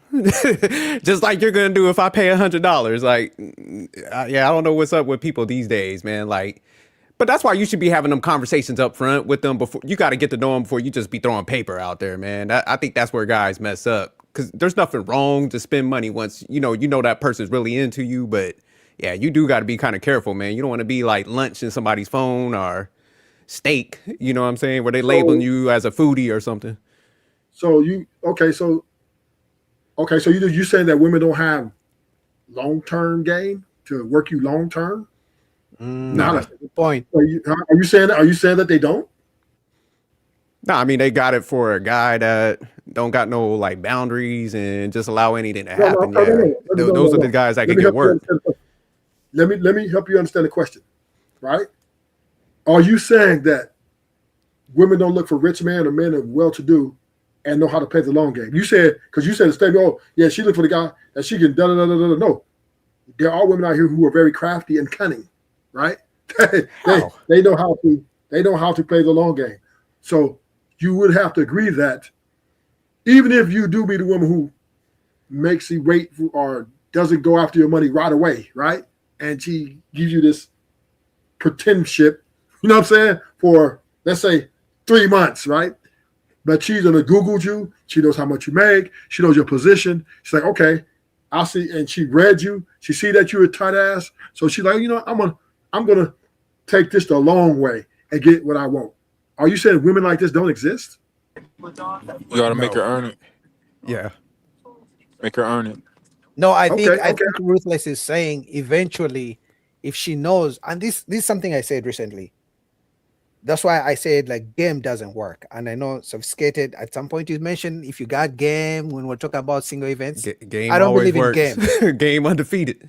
No, I don't believe in game. You know why? Because once a woman meets you, she's already 10 steps ahead of you. The only thing you can do is say some crazy Y'all shit, killing me. and she doesn't give you the punani. But once a woman meets you in 5 seconds, she has already made up her mind. Okay, Sophisticated jerk. Okay, I'm gonna fuck him. What else? Does he have money? Okay, he seems stable. Okay, am I gonna make him wait? Yes or no? She has already done this math. So the only thing you can do is maybe once you're talking, you may say some crazy shit like I killed somebody. But even sometimes the gangsters still get the sex. She can literally know he has like 5 bodies on him. He should be in jail, but she'll still put out for him. So I believe game doesn't work because the woman has already made that mind up. That's why even when she makes up mind that she wants to fuck you, but you don't want to fuck her, she's gonna make a move on you just to make sure she gets what she wants. So I don't believe in game, but I think what Ruthless was saying, these women have game too. In other words, women have better game than men that they can pretend to be something for a long-term gain. She's gonna fake it until she gets whatever she wants from you. See, that's where y'all go wrong. And that's game ain't about just picking up a girl, man. It's about you having awareness and understanding. Okay. So like you said, she might be 10 steps ahead. Yeah, that's the guys that coming in there at a deficit, infatuated with her. But it's just like already, if you are not coming in there like that, like Mont said, it's like, man, she's got to earn her position. So for me, personally, I don't mess with broke chicks because I already know like the mindset that comes with that. I mess with chicks, for real, that got some money and stuff because they coming from a different angle. So I'm never going to be in a position where it's really tied to finances because I make them invest. So once again, are you saying that just because they got money, they're not gold diggers? Nah, there could be some in that group, but it's just like you gotta figure out ways to divide the pack of women. So most guys don't never do that because they're infatuated. They're just like, oh, she's pretty, so I'm gonna try to like get her on my side. Where a guy that has awareness and understanding, he understands like, hey, I can ask some simple questions to already see what your mindset's at. So first case, I'm a little interested. You got me curious. So that's the game: is dividing the pack. They get the ones, get the leverage, like Mott said earlier. That's how you gotta play the game. But here's the question, right? Is any relationship or dealing with a woman a gamble?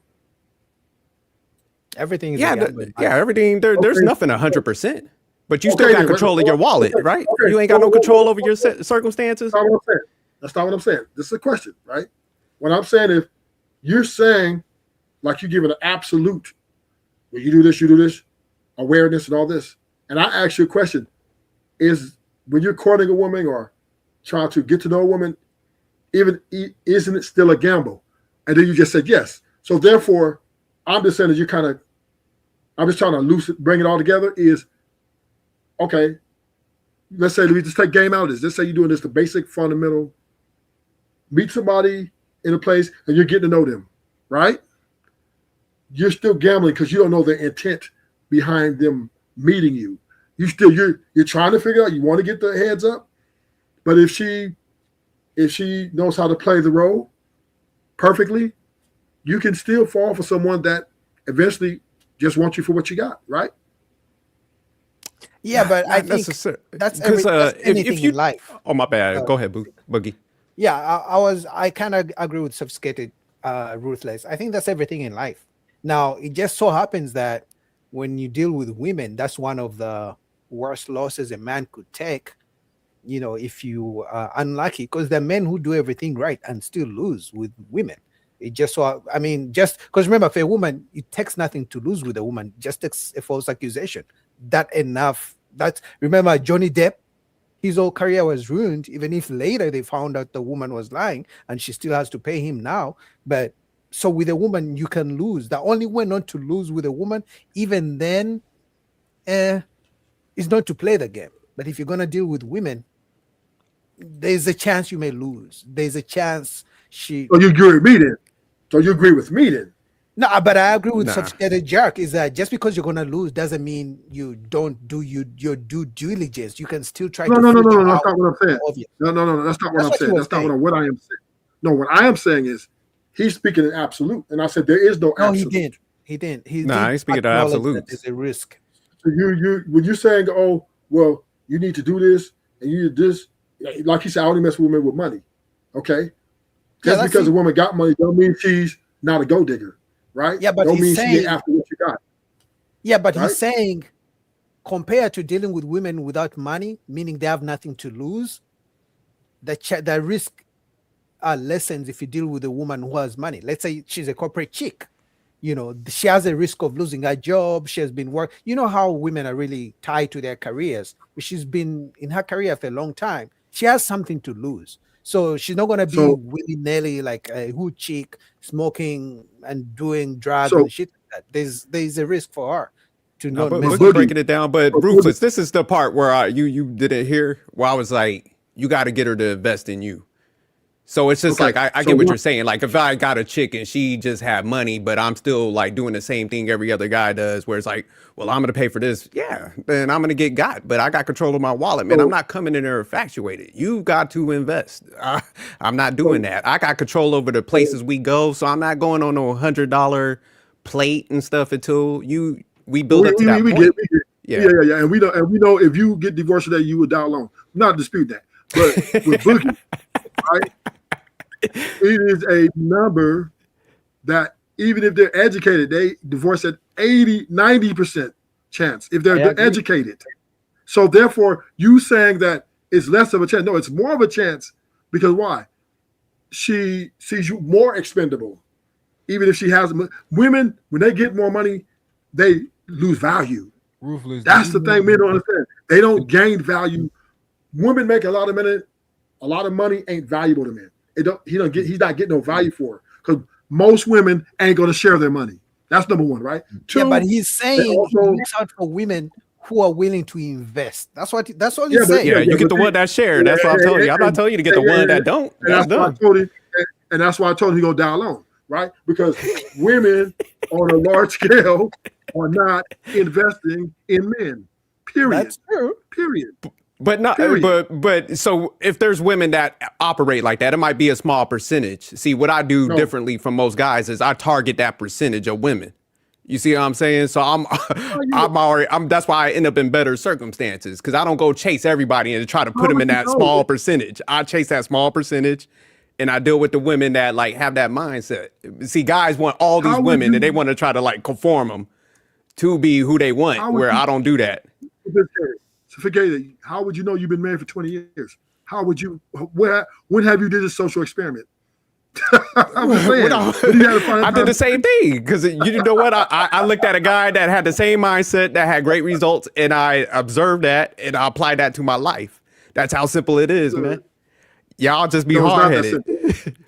You So like ain't if I gonna came to sit here and tell Mont has good results, I'm gonna be like, Mont, man, how you get this down? Mont's gonna be like, man, I did this. This is why I do it. Because I'm gonna ask them questions. I'm gonna be like, why?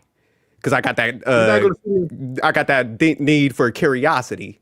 So instead of You're not gonna challenging him, sit I'm gonna be like, okay, damn, I see you got the results. I'm gonna apply that to my life, and I'm gonna be shooting jumpers like Curry. You know what I'm saying? It's fine. That's fine. But you're not going to sit here and tell me that Tom Brady and many other men who getting their wife just left them on some BS. You can't see me tell me they didn't do the work. Ruthless. This is the You can't tell problem. me. Y'all looking at Tom Brady like a victim, right? Y'all He think, is a victim. He's a victim. Oh, he's tall. He is he's a victim. He's tall. He's handsome. He has money. How could you lose your I woman? ain't said that. The nigga was playing football No, the that's whole not what I'm time, saying. right? Paul. The man was playing football the entire fucking time, and his number one goal, his number one love in life was football. Yeah, but the woman Nobody knew that. thought Okay, so about what's your point? football more than Tom Brady. What's your point, Monty? You say he should acquiesce to his wife? I'm saying that what I'm saying is that there are other reasons. Like for example, if we saw a man who wasn't we saw a woman who wasn't fucking her husband, and then her husband cheated, we'd be like, see, look, she did something to cause him to cheat. You should have been fucking your man, right? Okay. And then we see a man who's like not putting his woman first and is like worried about football 24/7. Because you gotta think, if somebody's paying you that much money, they get to control certain parts of your life. Like they get to be like, yo, we want you to be all about football. He was talking to Kyler Murray. They was like, yo, you gotta study this whole play video. Yes. No, So, Money, here's a question. That's I have a about question for you, comparison. Money. Ruthless, hold on. That's go ahead, about go ahead. comparison. You know why? It would have been best if you said if a man gets into a relationship where he knew ahead of time that the woman was going to withhold sex. Tom Brady's wife knew football was everything before she even met him. She knew he was a football player before she met him. So she knew ahead of time. A man who leaves a woman because of a sexless relationship is different, because usually after marriage, that's when women switch off the sex.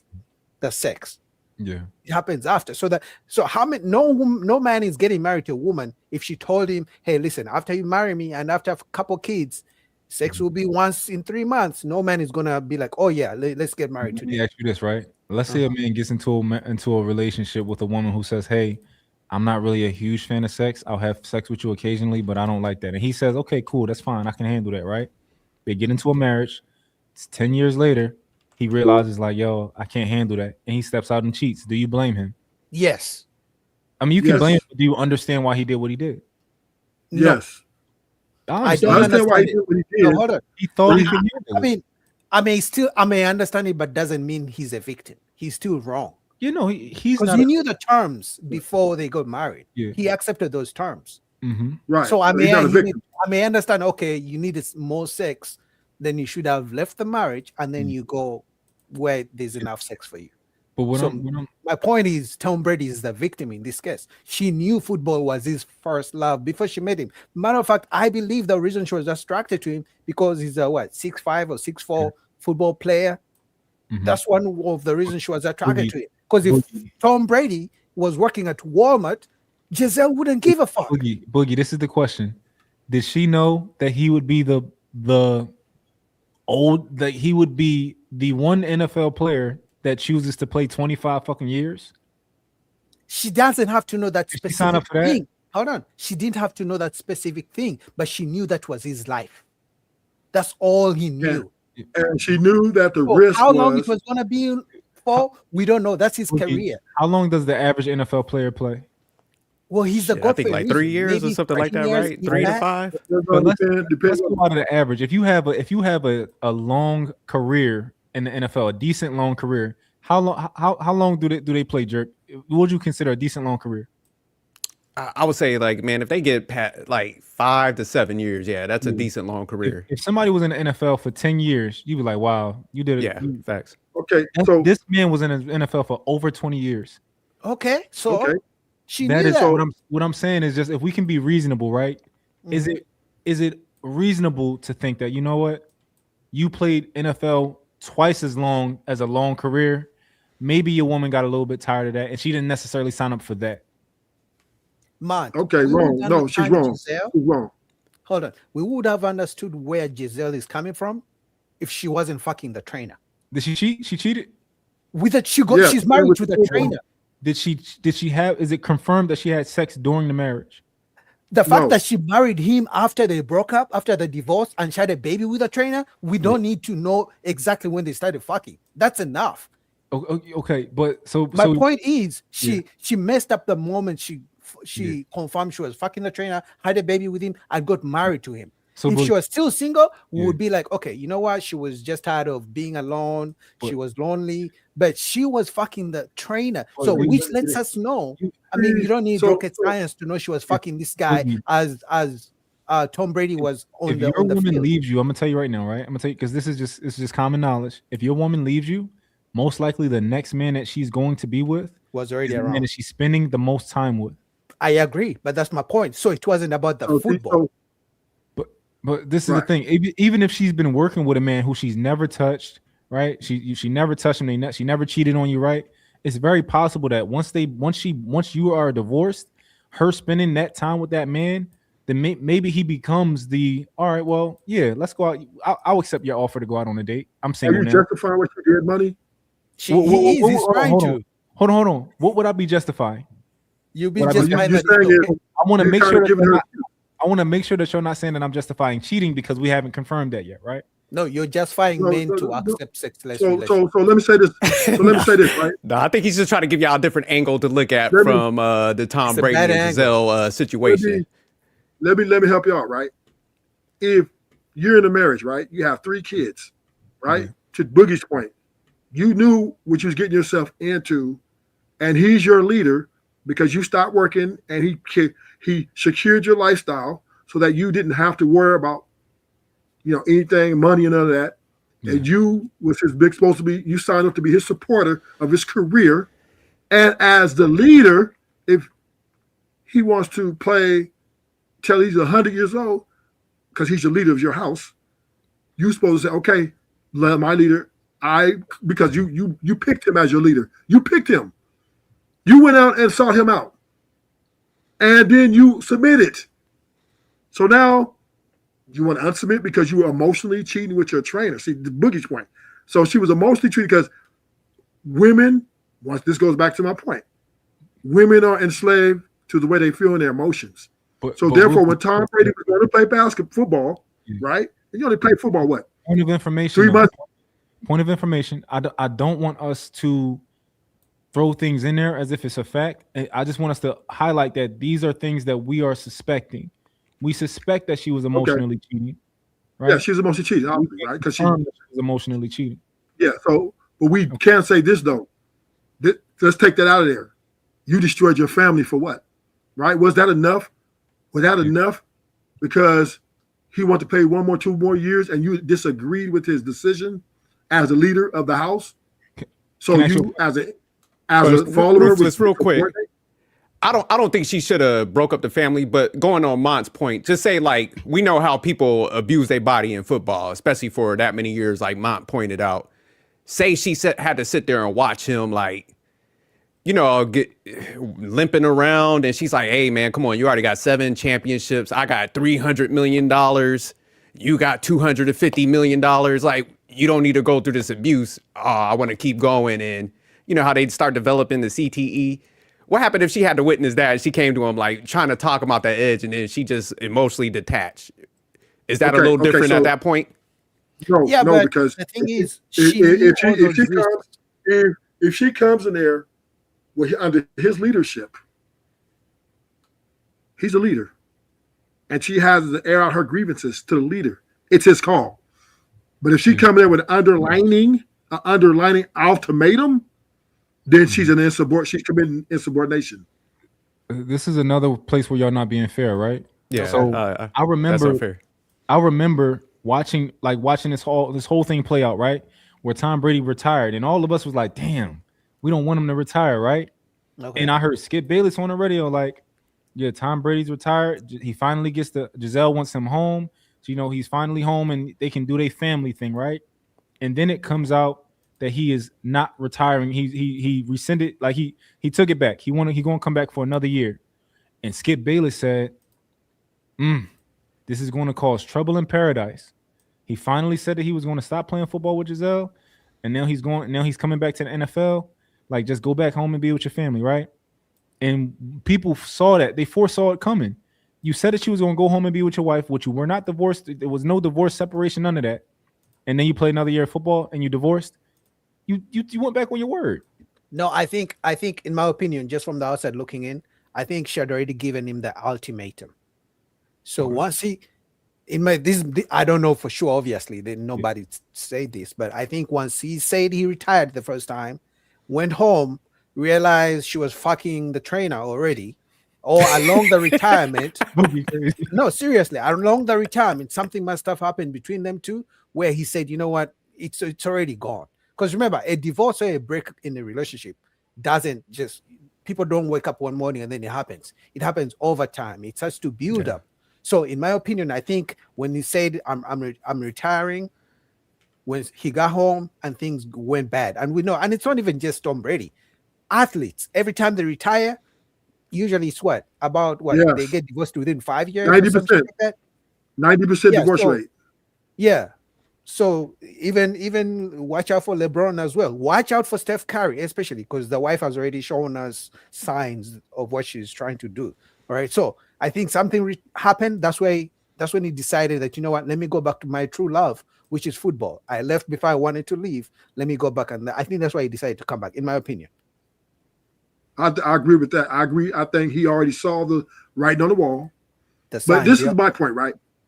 This is my point to Monty, right? And Sophisticated Jerk. And this is why us men are losing this in a very, I would say, we're losing this gender thing in stylish fashion because we're giving women's way out. We will make a way out even when their way is wrong. Facts. And I understand she might not agree.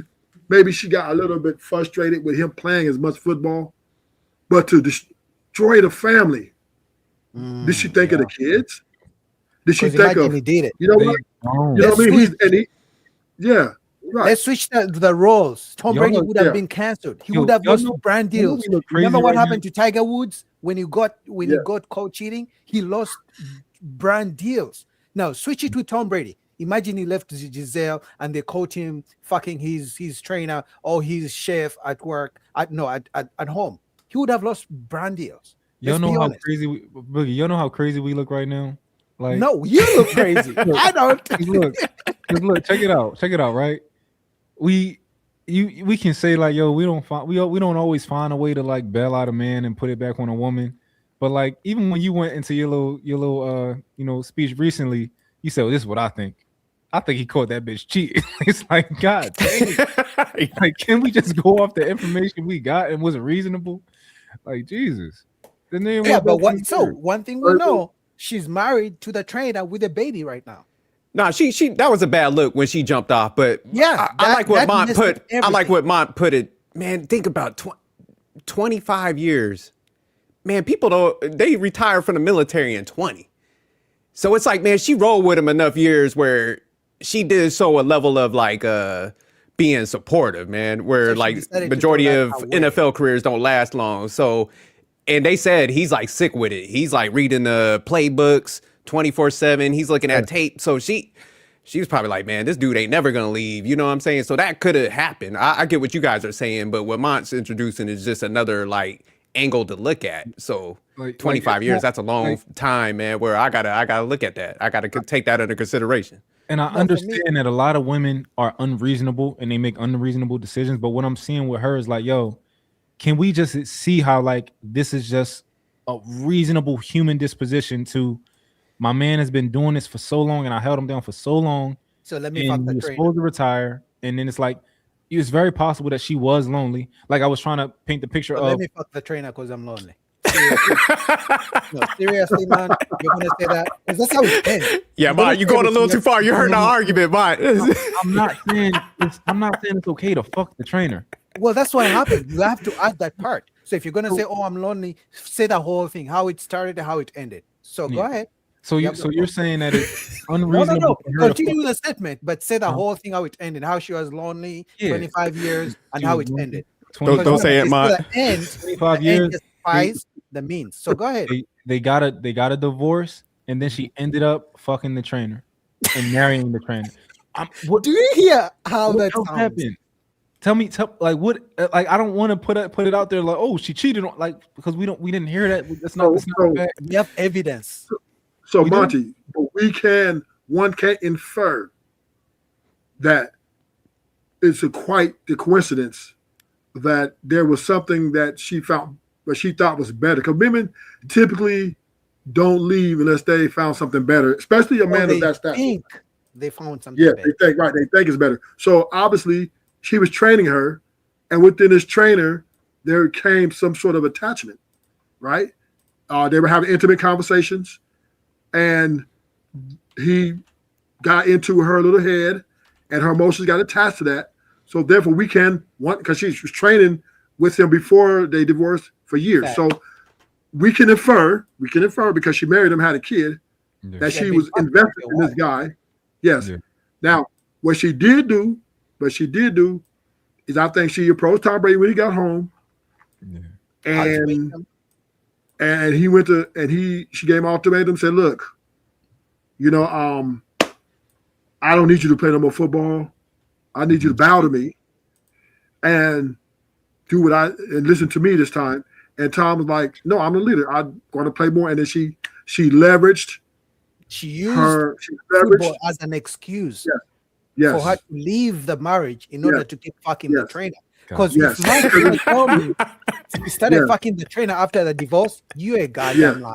Listen, If you're gonna tell me, sit here and tell me she started fucking the trainer Because after the if she divorce, would have left him after the first kid, if she'd have left him after the first kid, Monty, I would lend to your argument. yeah. But How- 3 how- kids, come on. How about this, right? And let me know if you can see this perspective. If you are a man and your woman is working a job where she's away from you for more than half the year, right? She's away from you. Now, after a certain she period paying of the time, bills? huh? Is she the leader? Is she paying the bills? All the bills are paid regardless. Let's see all the bills. Let's say she. Is I she don't paying the know. bills? I don't. All right, did I find her got doing this- this How job? much money she has? Okay, she makes more than Tom Brady. But in your scenario, did I find this woman doing that job, like moving wherever she's always traveling? In the example Let's say she had a job too, but she's retired. Like, right, Giselle's old. She's retired from modeling. So let's say that she's retired, right? No. In this scenario, let's say she's working and you're retired, right? And you doing everything you got to do with the kids and all that type of stuff, right? Mhm. And eventually, you have a trainer, right? You have a trainer, and she's a woman. And over time, inside of your head, you start to notice, like, I do miss having my woman around. Okay. Because I do get, I feel nice being around a woman, and I miss having my woman around. And you eventually communicate like how I want you around more, because as a human, you're going to start when you're around that woman in close proximity training, you're like, it's hard to not develop a connection. That's and maybe true. like at that point, you're like, yo, I'm developing a connection. Let me get my woman around more because I don't even want to go down that route, right? And then your woman who has the opportunity, y'all got enough money. You're like, yo, come on, let's just I want my woman back in my house. And she says, yeah. And she ends up not being back in your house, right? Do you think that it's reasonable for you to be like, you know what? This is not the life that I want to live moving forward. I don't want to be without a woman. I want to be around that energy of a woman. Like I want a woman in my house. I want to be fucking and all that type of shit, right? And you say, all right, I want a divorce. And then that relationship that let's say you respected your relationship and you didn't step out, you didn't cross no lines with that trainer that you was training with, right? But eventually you like, you know what? Now that I'm single, we can explore this, right? Is that okay? And is that reasonable for you as a human to develop some sort of connection with somebody you're working in with close proximity over a period of time? It's not okay because that means I was attracted to the trainer before, and probably I was. That you can't help that, right? So you can't be mad at your woman for being attracted to a trainer you let her have. I wouldn't let my woman have a fucking trainer, right? Facts. Okay. I wouldn't let her have it, right? So But no. I know that this man is obviously going to be in shape, and you're obviously going to be in proximity. This nigga going to be helping you lift like all this type of shit. But man, I gotta give you a little pushback. Don't you think like a woman should have dropped not got that trainer in the first place? Wasn't he like a family trainer? Don't he like train? Yeah, I think okay. Yeah. He's a what? He's like he trains all of them. Yeah, judo and something. Okay, yeah. I think he was training the kids. I'm thinking personal trainer, but Yeah, he was kind of like a personal trainer for Brazilian jiu-jitsu. So, Money, I think you're a little delusional again when you talk about what you're gonna make your woman not do in 2026. But you got all these rights and feminism. You gotta remember, feminism still exists, and you're gonna tell a woman with her full autonomy, and she feels I need a trainer because I want my body in shape because I got and he gonna help me, and you're gonna go and make an order, and you bark an order like that, Money. She's leaving you too. Ruthless. You realize I got a woman, right? Yeah, I'm talking about a woman more worth money than you. I'm talking about a woman worth 300 million. Exactly. You're not gonna tell her nothing. Come on, man. And ruthless. You ain't gonna do shit. I'd rather be single before I can't tell a woman she can't have a trainer. So that we'd have been divorced. If you think because you got some money you ain't gonna listen to me, we'd have been divorced. See, I like mine, man. Just put that game, man. Yeah, Mont. Okay, Yeah, but that's Mont, the reason. sorry, That's bro. what we're saying. Don't get That's married, why- Mont. You will lose. That's why maybe don't Giselle ever get ended married. up the way she ended up because she was already making money anyway. So she's like, I don't care. I'm just gonna fuck whichever friend I want. Matter of fact, I was trying to learn Brazilian jiu-jitsu so I can go train her as well. I mean, Boogie, she's fucking trainers. Boogie, come on, Boogie. We've been 2 nights a month. Do you know these women out here pushing freedom for all women to live in their truth, right? To get their equality. And Mont talking about he gonna go tell a woman with all this feminism in her mind how she is her own thing. And he goes up to baby, you not get no trainer because I'm not saying you get a trainer. So he might as well divorce, don't even marry her because she's divorcing 100%. They're done. She's going against that because she feels she has free autonomy. Come on, man. Stop, man. Yeah, these women ain't bowing to men at all. In 2026, the best thing a man can do is really walk away. You can't control a woman. You can't really pretty much tell her what to do. You can give her your boundaries and then she can do it or not. And then if she doesn't do it, you gotta leave. But other than that, you can't like control a woman. In my opinion, I think you can't do it. Yeah, look, because she got 911 that's going to pull up if you try to get Jeezy. Right? There you go. So she understands this. She's exercising that right. If you get out of line and try to threaten her, so Monty said he's gonna divorce her. So what's the point of getting married? He said if it got to that level, but I don't even think Mont would go after a female that even had that mindset. Just hearing him talk, he's gonna get somebody that would already know, like he ain't got no choice. that male personal trainer's a no-go. No. Okay, so let's play a scenario where his woman hits a lottery tomorrow morning for $300 million. Let's see how that works out after from you know. So sophisticated jerk, are you telling me right now you've been married for a while, right? Yeah, for a minute. That you haven't had. You're breaking up a little bit, Ruth. That you have. Yeah. Your internet is being messed up by Giselle's trainer, man. Come back so I can give you that work, Ruthless. Anyway, guys, man, I gotta go get a bite. So, oh my god, I can't even talk anymore. I appreciate you guys for pulling up, man. Oh, no doubt, man. When do you go live, by the way? Sunday 8:30 and stuff.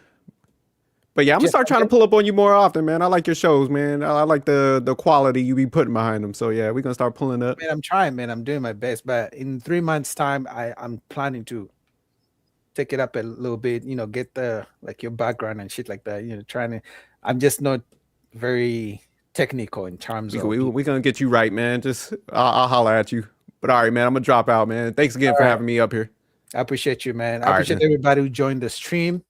I'll be back tomorrow shortly. So, you know, and guys, anytime you guys want to pull up, I'll be available. Right. So till next time, man. Salute.